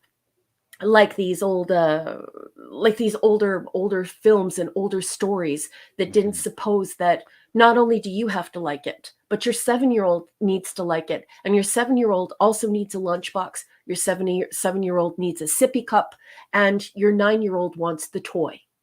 And so when we're making films for people, we need to be cognizant that corporations are manipulating us in this way. No, I strongly agree on all fronts with that. Yeah. So how you're mentioning this, especially when they're saying how we gotta appeal to absolutely everyone possible. And nowadays, like it seems like obviously it worked with Barbie, but obviously that's obviously a audience that's mainly gifted towards women. But when you have these IPs are mostly dominated by men, with a few exceptional women like Star Wars, Star Trek, Marvel, DC, etc. And they're actually losing money from all these decisions where they're trying to appeal to absolutely everyone possible. What do you see as the outcome of all this? Do you just see them doubling down to a point where these things eventually go extinct? Do you see a possibility where they get sold off to someone else? Because it seems like no one, and I mean, to be fair, it's hard to pinpoint where this could go, but I would like to know, what do you think could happen from this? Because it seems kind of unprecedented what we're seeing right now, unless I'm missing something that makes it not precedented. But where do you think these franchises could go to? I don't know, whether it's be saved or even be just being more tolerable hands than where a lot of them are. Like, I'm not personally waiting for them. It's just more of just what is the possibility of what could happen, or is it just going to be new things that are hoping to replace these things one day? What do you think is the objective reality? Because I personally think we're at a point where a lot of this stuff is going to have to be replaced, and that's not me trying to be a doom and gloom about it. I'm quite the antithesis of a doom pillar. I don't do that. I just think it's just seeing this for what it is. I feel like we're not going to get a lot of those things turned around, but maybe we can get new things to replace those things. What do you think? You're shooting straight from the hip right now. I think that we are teetering on a precipice, and that precipice will be idiocracy. I think that this wholly consumptive environment where art cannot exist, where storytelling cannot exist, where we're just consuming, and that everything is a ploy for consumption. I do think that it will lead to idiocracy. However, I'm not one of these people on YouTube who I really don't like, who call other people sheep. And it's so funny because they always call people sheep, but they always think that they're the only person who's not a sheep. I don't believe that. I love American culture, and I think Americans are going to get pushed against the wall where it comes to their culture, their Hollywood, their beautiful creations. And I really hope that they will fight back. I really hope that somebody will step forward and say, no, I want something new. I mean, this actually used to happen organically, Nick. You know, like Mary Shelley's Frankenstein, the very first work of modern science fiction. It inspired so many people that it did have a comic. It did have action figures, but there wasn't an inversion there of that. And it wasn't the telos. It wasn't the purpose or the end goal of Mary Shelley writing the book. And so we have to, I think right now people are fighting back. And I hope they will continue to fight back, because what we're facing is idiocracy. We will have completely immersive products. And that doesn't mean to say that I want to call out the mom who takes their kid to Sonic the Hedgehog or to the Mario movie. But it is very important that people are cognizant of what is being done to them. What they're getting wrapped up in is an architecture of the nag factor. Psychologists, child psychologists, psychiatrists, marketing people sitting down in a boardroom saying, how can we make the most money out of this corporate product? And I think when the public connects with that, we'll be able to shut that down. And so for people like me who want to teach people about this, I think that knowledge is power. And I think once the American public is fully aware of how this affects all the things they love and how it's affecting their culture, I think they will take action. But not everyone has expertise in this area, and not everyone should be expected to have expertise in this area. This isn't shit that you Google. And so if we can just get them to connect to the way that they're being manipulated, Americans are not sheep. Americans are beautiful, intelligent. They make gorgeous things. I love their culture. I just think they're just marvelous. Americans are so cool. And once they stop hating themselves and start asserting their culture again and asserting this healthy relationship with storytelling, varied storytelling, I'm hoping for that. Let's hope it's not idiocracy. It sounds like you're leaning more towards things that have to replace the super damaged IPs right now, is ultimately what you're getting at. If we're going to have a good chance of coming on the other side of this for better material, it's going to come from new, fresh things, not the IPs that are super damaged. Well, yeah. I mean, correct me if I'm wrong, but that's what I'm getting at from what you're saying ultimately. Yeah, I think that we need to abandon it, but at the same time, I'm not going to discount the fact that I truly do believe that there is somebody out there who can play Batman. And I Oh think that yeah, if of somebody course. came forward with the idea of looking at the original source material and they weren't worried about any type of corporation, they pushed all of that away the way that Peter Jackson did, and Mhm. they wanted to make a real Batman that was super cool, Mhm. people would return to Batman. I know I would, Yeah. and Oh, I I think would Clobby too. would too. But I don't think they have found Batman yet, and I don't think that they have done Batman in a way that shows the fidelity to make it profitable, to make people passionate about it again, where it Mhm. becomes a cultural phenomenon. Star For sh- Trek is a cultural phenomenon. The Lord of the Rings, a cultural phenomenon. Frankenstein, a cultural phenomenon. And Mhm. and they're looking for that, but they're going after it in a very dastardly, very Very nefarious way, lazy way. Very lazy insincere, way. no fidelity. It's lazy because they're thinking everything appeals automatically to everyone. They need to learn, why is this popular the way it is? What made it get from point A to point B to find this audience? What Hmm. do we do to maintain that audience? If we could get a few extra people along the way, hey, that's awesome and gravy and all. But Hmm. we can't just say, okay, we need to appeal to absolutely everyone possible. Otherwise, this isn't going to work. Because since they're doing that, a lot of these IPs are becoming more damaged for them trying to be all about the money. Because ironically, I'm sure if they tried having a more genuine takes on these things, they probably would actually make the money that they're actually hoping for by Hmm. trying to be more measured in their approach. But their approach is so unchecked and unmeasured that they're actually now losing money Hmm. from this approach. And Hmm. it's just like, okay, if you guys want money, that's great. Well, you still actually have to make some good. And Well, in layperson's terms, I think what it really boils down to is that I think the general public who have their own areas of expertise. Some are Mhm. dentists, some are engineers, some are amazing guys who are plumbers. The kind of guys you want on your zombie apocalypse team. Yes, I yes, think what they're reading is not into all this crap that everyone's always talking about on YouTube or any of the social science behind it.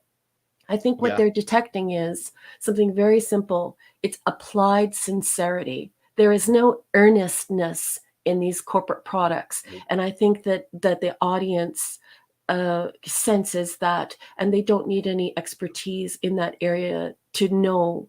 But I think that giving them the ability to articulate their displeasure, I think, will end this madness. But corporations, they're going to be hard to wrestle that power away from, because when Oh, a yeah. corporation gets together with a government and they get together with investors and they get together with banks and they decide what we watch, It's all that is a connected. far different thing than somebody reading one of my stories and saying, "Oh my God, I love this story. Can I please turn this into a mini series of 10 of your stories, or can I make this into a film?" Those are Yeah. two very different scenarios. So we need Your a return of the stories storyteller. independently owned versus these things who have all these versus these major IPs where there's Hmm. way too many hands in one pie. Yes. Way too many hands in one pie. Like Yeah. way too many. We know we emphasize it, but the thing is I'm not even exaggerating. It's insane. You have the out of control movie budgets to the amount of people who are in there. You have the secretary, the assistant's assistant. Then you got the investors, and the thing is, like, it all sounds crazy, but now it's actually happening. It's once again, the truth sometimes is stranger than fiction sometimes, and that's actually happening. You're like, how did we get to? And then now, obviously, that's a whole rabbit hole of a conversation. That's got to be a conversation for another day. Oh boy, how we Hmm. got to that point. But man, I truly do believe newer things are going to have to replace it. And if we happen to get certain things back that are more familiar, obviously, hey, that's great. That means more of that to embrace. But I do generally think that new stuff needs to find its way, however that may be, and ultimately replace it, because right now these IPs, well, these companies bought them for a reason, and they're going to fight tooth and nail to not give them up. Hell, what has Disney given up, even though they're losing massive amounts of money? Zilch, Yeah. zilch. Even Well, you though have to they're think about things like this. Think about like A Few Good Men oh yes, and Forrest Gump. and Yeah. Raging Bull and think about the Schindler's List and these big beautiful adult movies that were made. And you're thinking about the best pictures at the Academy Awards. You're thinking about or the Oscars. You're thinking about those types of movies. And for me, when I see that movie, what was it called? Black Panther, I think. When I saw it nominated for being like for an Oscar, I just couldn't believe it. I They thought, added 10 movies to be nominated now too, which is ridiculous. yeah, Oh, it's like yeah. where did we get to a point where the superhero movies aren't fun anymore? I don't think that Superman was ever aiming to make sure that it had ESG scores and DEI metrics, and that the investors were very happy, so that the banks could tell their investors that they could invest in this because it's an ethical company. And nobody was thinking that. They wanted to make a beautiful, fun film. And then, as it turns out, Christopher Reeve was an incredible actor who we completely believed as both Superman and Clark Kent. Yep. And so we enjoyed that, and that's beautiful, but that cannot replace things like A Few Good Men and Forrest Gump and Schindler's List and The Godfather and all of these big films, just because it means toys. And I just, I know a lot of people have the Peter Pan syndrome. They want to stay young forever, and it's okay to sate that need to get away and to watch a superhero film. But at the same time, men aren't children, and men want things like Apocalypse Now. Men want things like Saving Private Ryan. Men want intelligent things too, that don't result in lunchboxes, toys, thermoses, and comic books. That, do you understand what I'm saying? We need more. We need to return to treating people like adults instead of immersive consumerism. Yeah, no, I agree. I say it as a massive comic book fan. It's like, yeah, don't get me wrong. I will read my Spider-Man, Daredevil till the end of time. But there's DJ also Ronnie G and John there's also gonna be a time and place where I'm gonna want to put on something more grand in scale, like the Lord of the Rings. There's gonna be time I want to say, hey, Stella, let's watch Goodfellas. There's gonna be time I'm gonna want to do those things too. I want to have, once again, moderation is key. I want to have a little bit of both in my life for the purpose of balance, and also to have my mind as genuinely expansive to be, as long as I'm genuinely invested. Yeah, imagine The Shawshank Redemption going and trying to get made today. One of the greatest films ever made. Happen.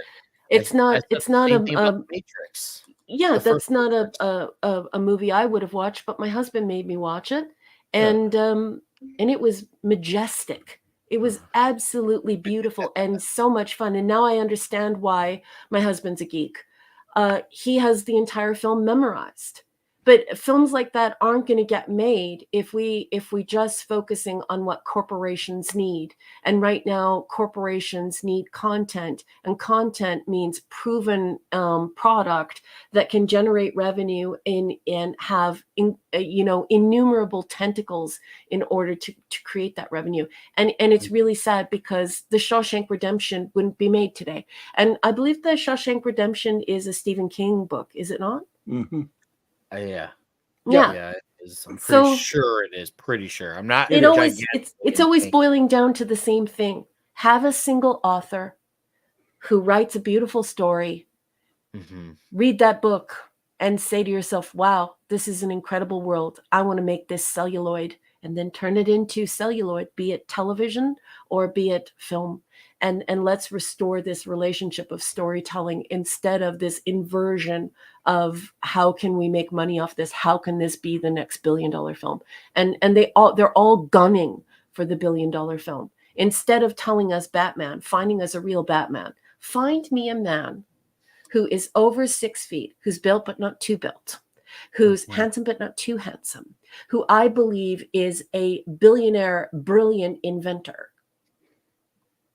Find me that guy, make the film based on the original serials and the original comic, and people will go see it. But as long as the corporations are there and they're looking for these billion-dollar films with these millions and millions of dollars in budgets, it's never going to happen. It's never going to happen because the telos, the purpose or the end goal is an inversion of what is required in order to make art. Mm-hmm.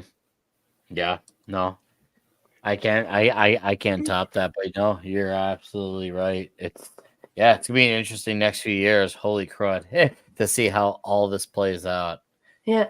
I'm not counting on anything. I'm not gonna sit here holding my breath. But if there's something that looks genuinely good, maybe I'll check it out. But yeah, I know not to expect the current regime of people to have, let's just say, emotional investment in these things, because they almost all completely don't. I'm not gonna say all because I can't literally prove that, but I'm just gonna say most of them don't. We'll just say most to be more fair and modest.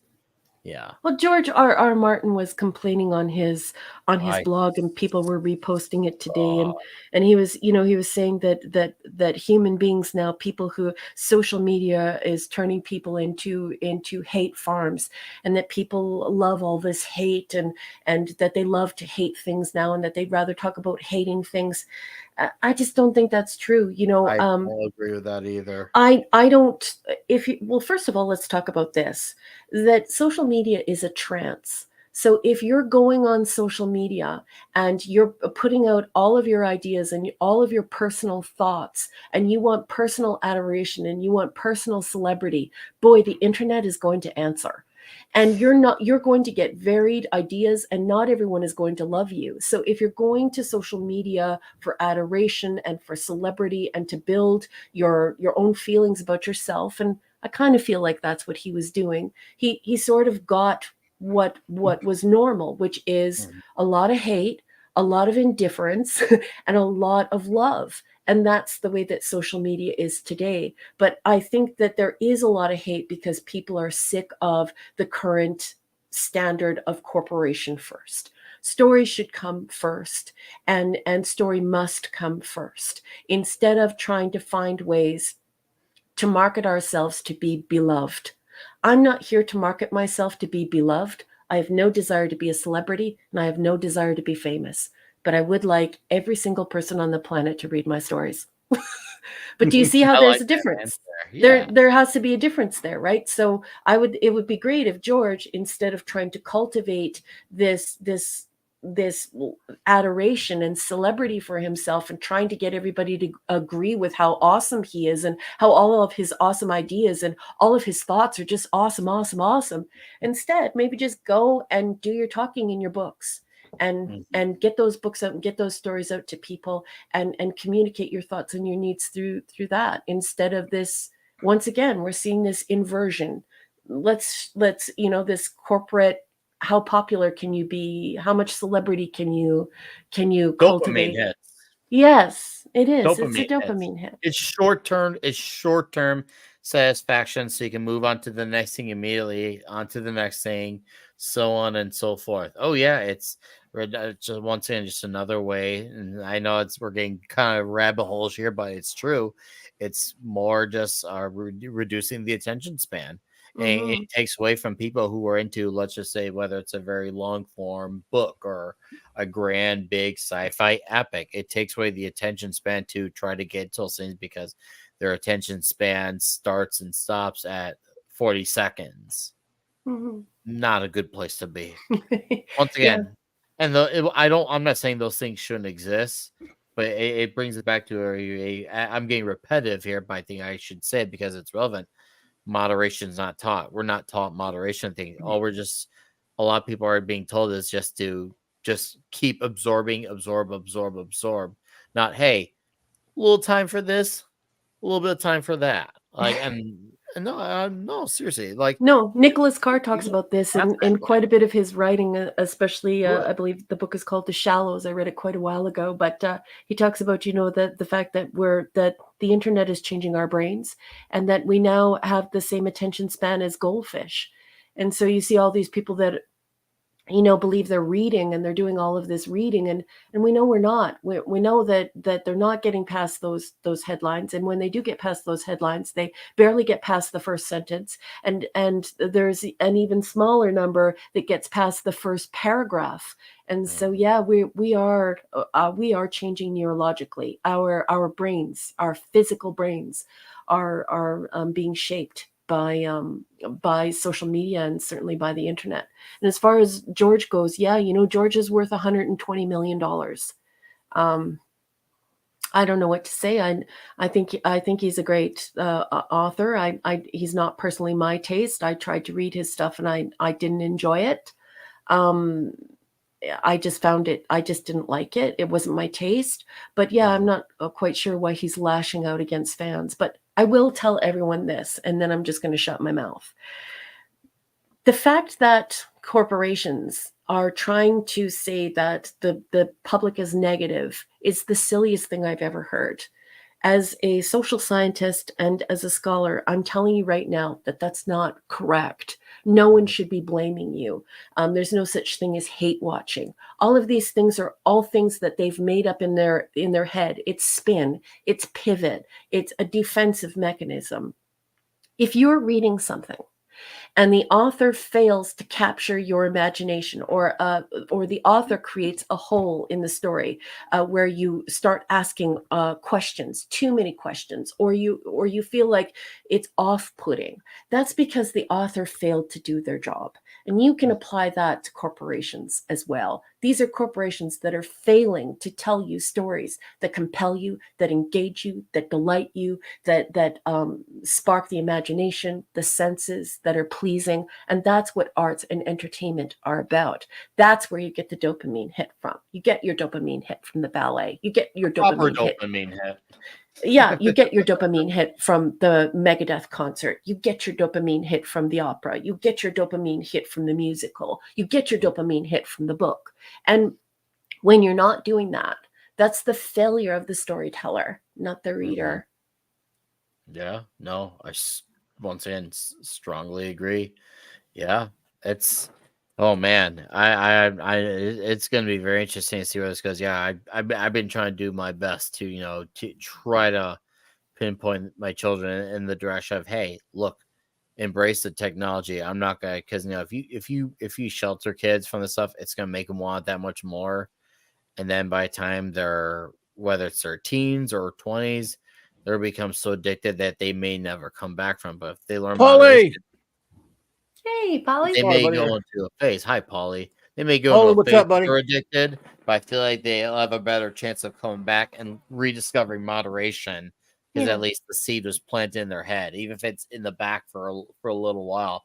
I feel like they could still have a chance of coming back full circle, because we all have our phase where we're addicted to something, but at least if there's a seed planted there and it takes a little bit longer to blossom, that's fine. That's fine, because that means that eventually they'll come around to it.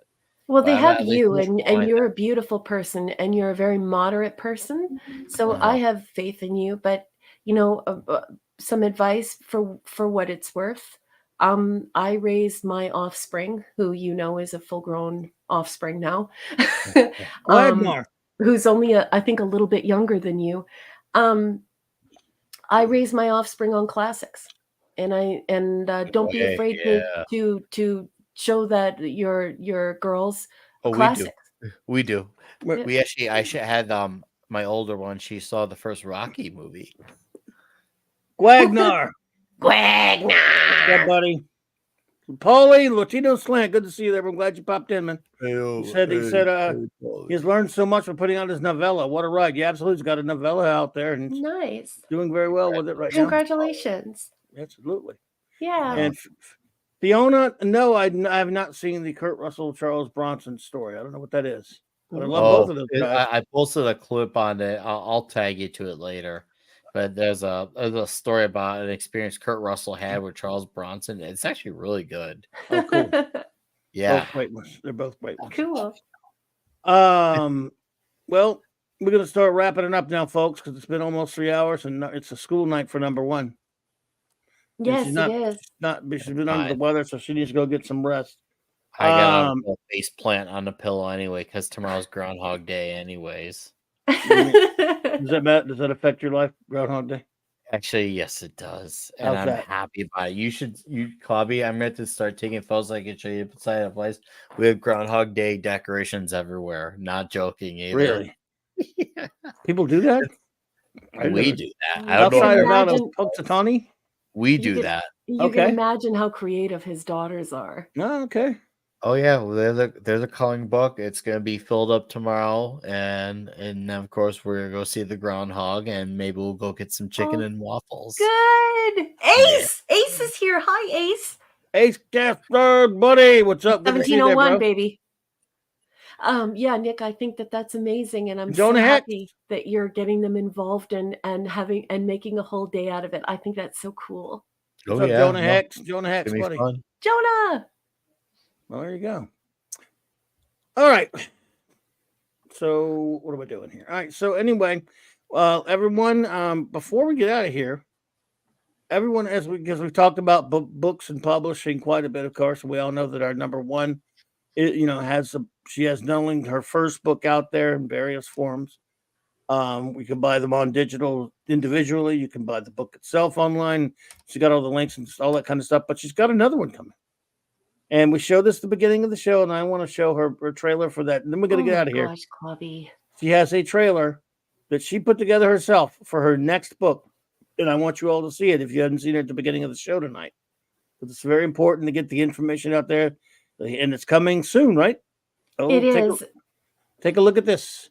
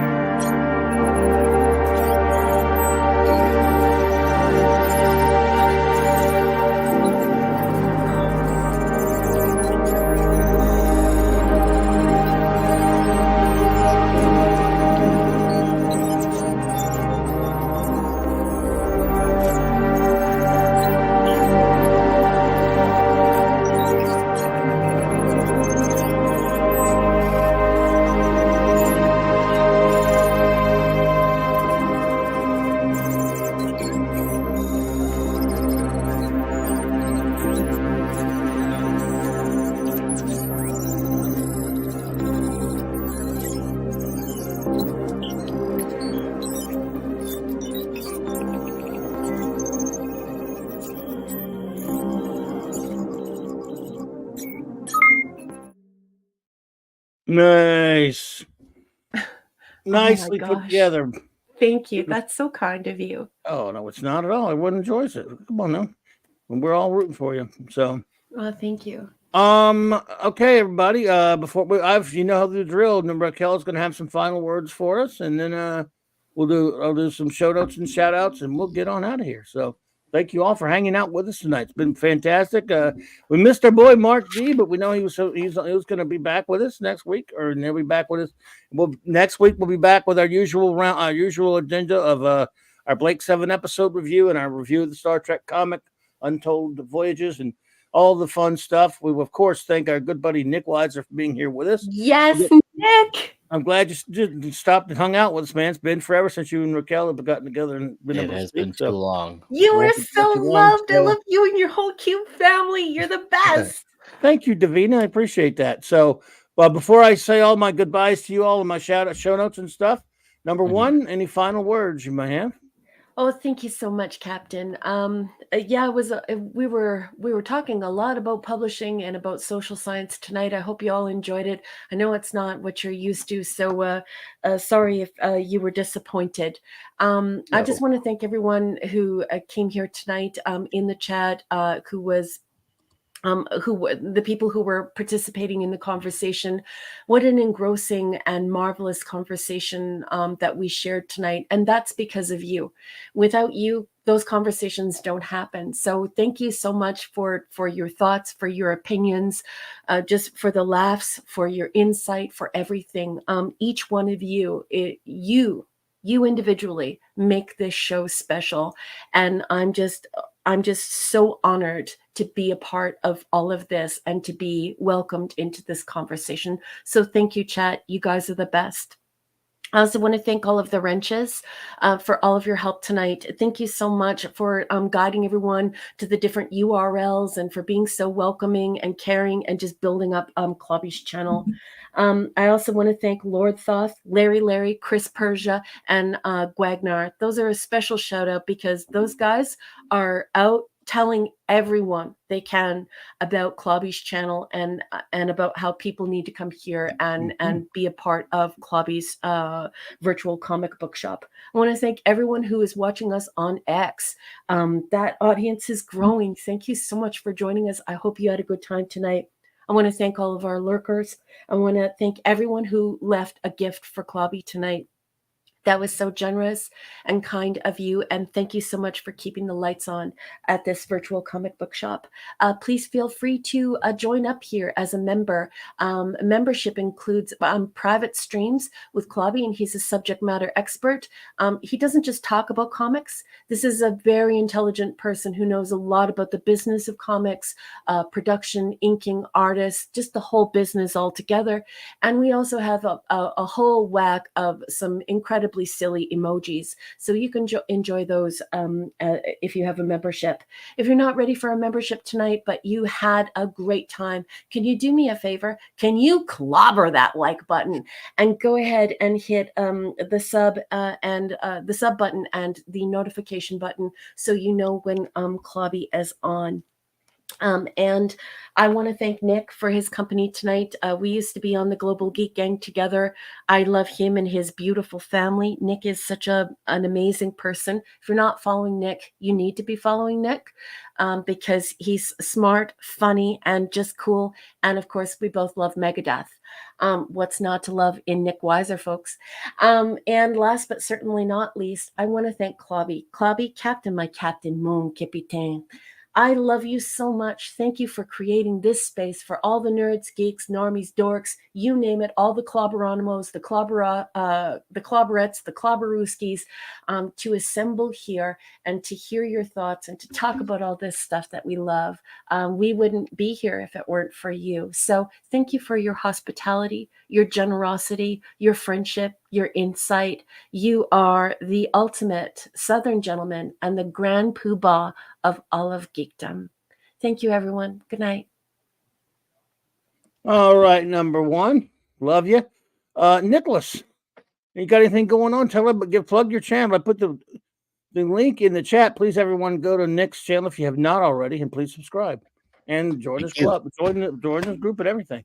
Thank you, Chloe, for having me. Good to hang out with you. Of course, absolutely awesome to hang out with Miss Briggs. It's normally overdue, but super awesome as well. A great conversation. Hey, Talkie Toaster. Sorry about that. I had to say hello. And to our ever exquisite chat, thanks for listening to our show tonight. It's been fun. It's been absolutely divine, dare I say. Yeah, tomorrow night, Comic Shop Talk, X-Men, God Loves, Man Kills. We'll be talking with the crew. If there's any Energon Universe fans, G.I. Joe, I reviewed the newest issue of Duke from G.I. Joe on my channel earlier this morning. And then, of course, Toxic Tuesday next week, we'll be talking The Great White Men Can't Jump. And of course, you can find me on Midnight's Edge After Dark Tuesdays and Thursday nights, and Comics Division channel Monday and Thursday. So, yeah, until then, yeah, thanks again, Clyde, for having me. Good hang out with you as always. I'll see you again in a few hours. And Raquel, See you tonight. Yeah. have a great night, Raquel. All right, awesome to see you. What's up, Clobby? Oh no, I was going to say I want to say a little talkie toaster. We were talking a lot about you last night on so I bet I know who you are. Really, you can't fool me. Would anyone like any toast? Red Dwarf fans will know what we're talking about. I like peanut butter and toast. Would you? By the way, would you like any toast? Yes, I would like peanut butter toast with You're extra supposed to butter say because no, I'm and then Irish. we keep butter. at. You're Peanut supposed to say butter. no, then we keep asking you, but you didn't. Creamy too. Creamy peanut butter No, and with you're butter supposed to and say toasted no. bread. You're supposed to say no, answer so is we can yes. keep bugging you about it, but you keep ruining it. Anyway, it's a silly Red Dwarf thing. Toasters scare me. You know what I mean? You Oh, never yeah, know but if it's a toaster or if it's a human being. especially a talking one, right? So there you go. Well, All right, everybody. exactly. You know, if they're on Pegasus. Well, let's do some show notes and the shout outs, then we'll get out of here. Let's see, of course, tomorrow night I will be on the great J-Man's channel. My good buddy J-Man reviewing. Of course, we are continuing Fearless Fridays, 7 p.m. Eastern Standard Time. J-Man and Sean and myself reviewing Frank Miller's art form changing run on Daredevil, The Man Without Fear. We're having a blast doing that. And then later, as Nick mentioned on his channel, with the Friday Night Comic Shop Talk Boys, we will review the classic Marvel graphic novel God Loves, Man Kills by Chris Claremont and Brett Anderson. And that's going to be a lot of fun as well. And then Saturday night Star Trek. Same Trek time, same Clobby channel. 9 p.m. Central Standard Time. The final episodes of season 4 of Star Trek Voyager. And I know you can't wait for that. We have a great crowd there if you're a Star Trek fan. Oh, by the way, Nick has to run. Sorry about that, brother. Nick, go ahead, buddy. We're just gonna say our goodbyes and everything and get moving. But thanks for being here, bro. Oh yeah, sorry. I almost just Go to collapsed in bed. there. I am. You have a big day with the girls tomorrow. I do. Yeah. Thanks for having me, Clobby. I'll see you. Thanks for being here, brother. Good night. Night, Nick. Thank you, chat. I know it's either one of two. I have one or two suspects who Talkie Toaster really is. I have this narrowed down to 2 of you. Don't think I don't know who you are. I ain't no toaster. Okay. I ain't afraid of no toast. So but let's see. Okay. So anyway, by the way, number 1, did you want to hire or did you need to run? Because I can finish this if you need to. Okay, I'm gonna duck out if it's okay. No, we'll see. You've been here way too long. You've been here 3 hours, so I will handle the rest of it. I'll say our goodbyes and get everything done. So I love you. Thank you so much. Thank you so much. It was such an unconventional show tonight. I hope you enjoyed it. Did you enjoy it? Yes, I did. There you go. That's all that matters to me. Sorry, boss. Good night, honey. What are you sorry? Stop saying. Tell her. All right. Wait a minute. What? All right, Raquel. You said you're sorry, so I'm afraid I'm going to have to do this to you. Personal foul. Crackback. 85. Offense. 15-yard penalty. No sorries.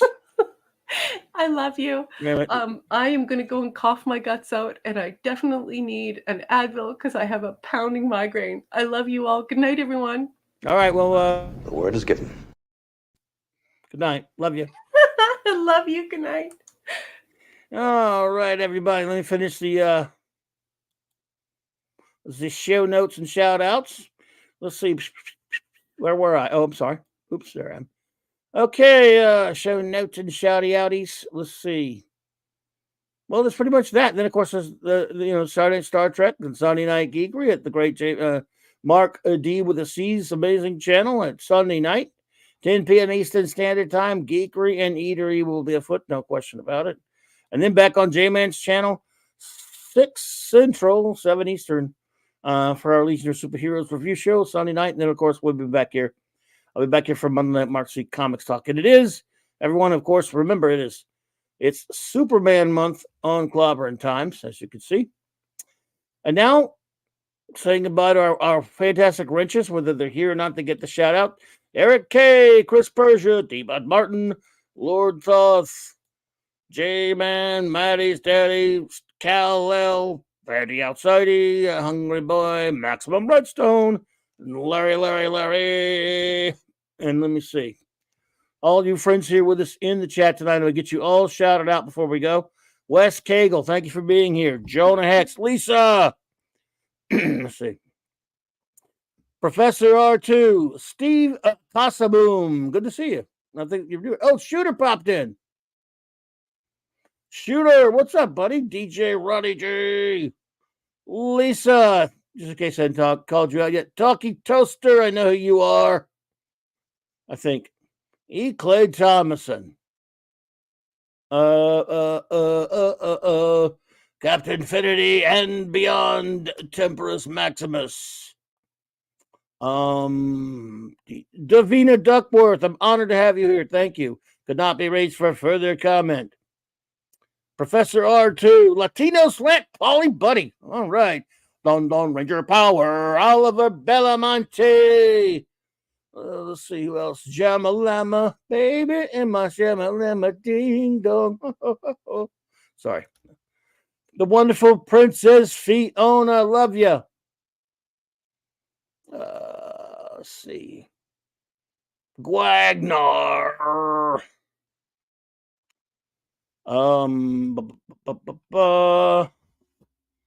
Let's see. I'm gonna get them all shouted out. What the hell? Why not? JJ Kirk. What's up, brother? What a lively chat, man. We had a bunch of people here tonight.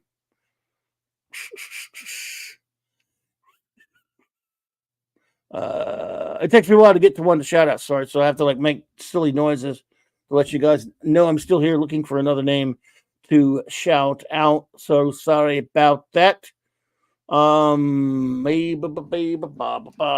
Corbin Dallas.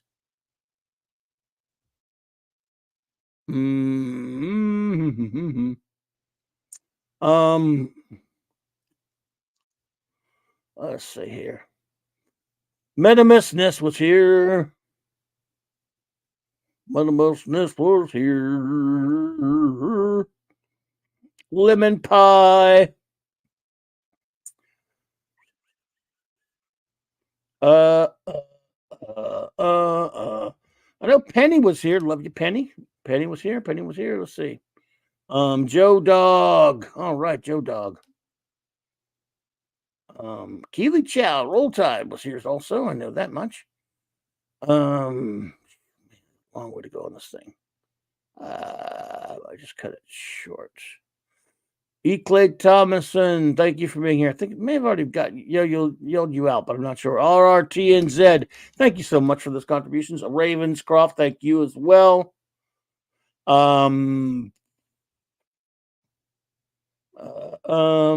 Dark Shadow Logan popped in. It's been forever, my friend. Good to see you.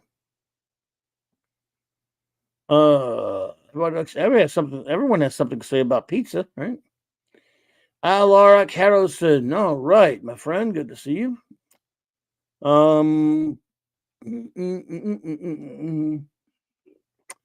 Getting there, folks. Getting there. Well, Picasso was here also.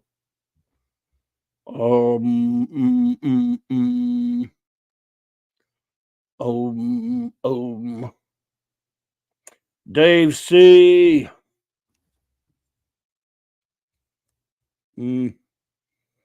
Let's see here. I know there's more. There'll be more, folks. Got to get to them. So sorry, but it's what we feel about it. We like shouting all of you out.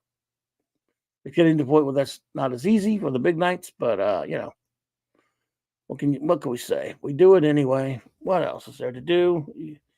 We know half of you aren't even here to listen to it, but to get shouted out. But it doesn't matter. It'll be on record that you've been shouted out, right? Because it's being recorded. Anyone, of course, lurking or watching on a download or rewatch, as I always say, you're always very much appreciated. I cannot thank you enough for being here.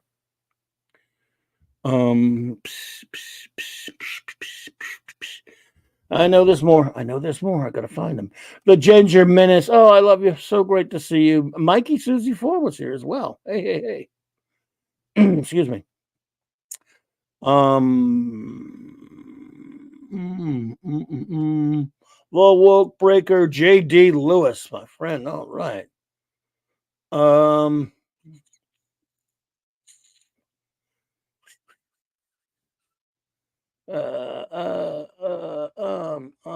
Pop Culture Republic was here. Up in you.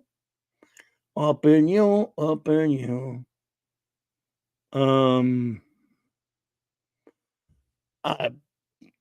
I do believe my good buddy Dad Man Walking was here as well. Shout out to him and the Dad Man of the Dad Man clan.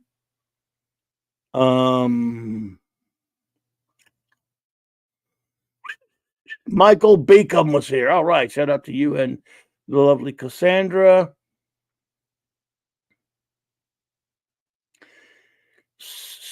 All right. Ray Lucard was popped in. All right.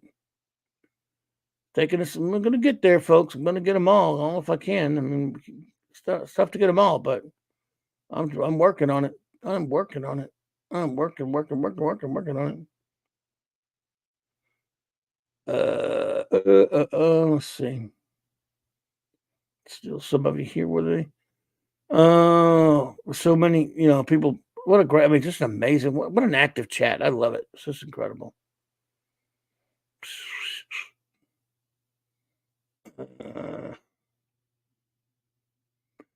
I'm so thrilled that Ace, the great Ace Cast Iron, 2 old friends, man, we're here tonight. 3 really with Minimus. Minimus, the great Ace Cast Iron, love you, buddy, and the great 7 Atino 1 text, buddy, bro. I know he's probably gone already, but just so glad you popped in and hung out with me tonight, man. I'm thrilled about that. I wish you'd do it more often, brother. But it was so good to see you. Pop, don't be the stranger, man. Don't be a stranger.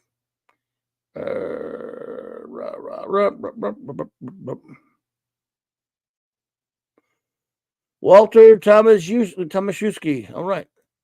Tomaszewski. Walter, thank you so much. Adrian James was here also. Right.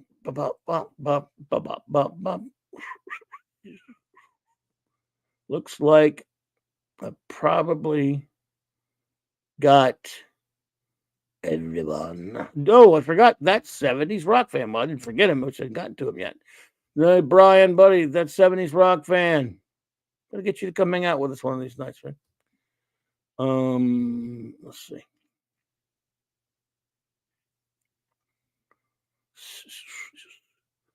All right.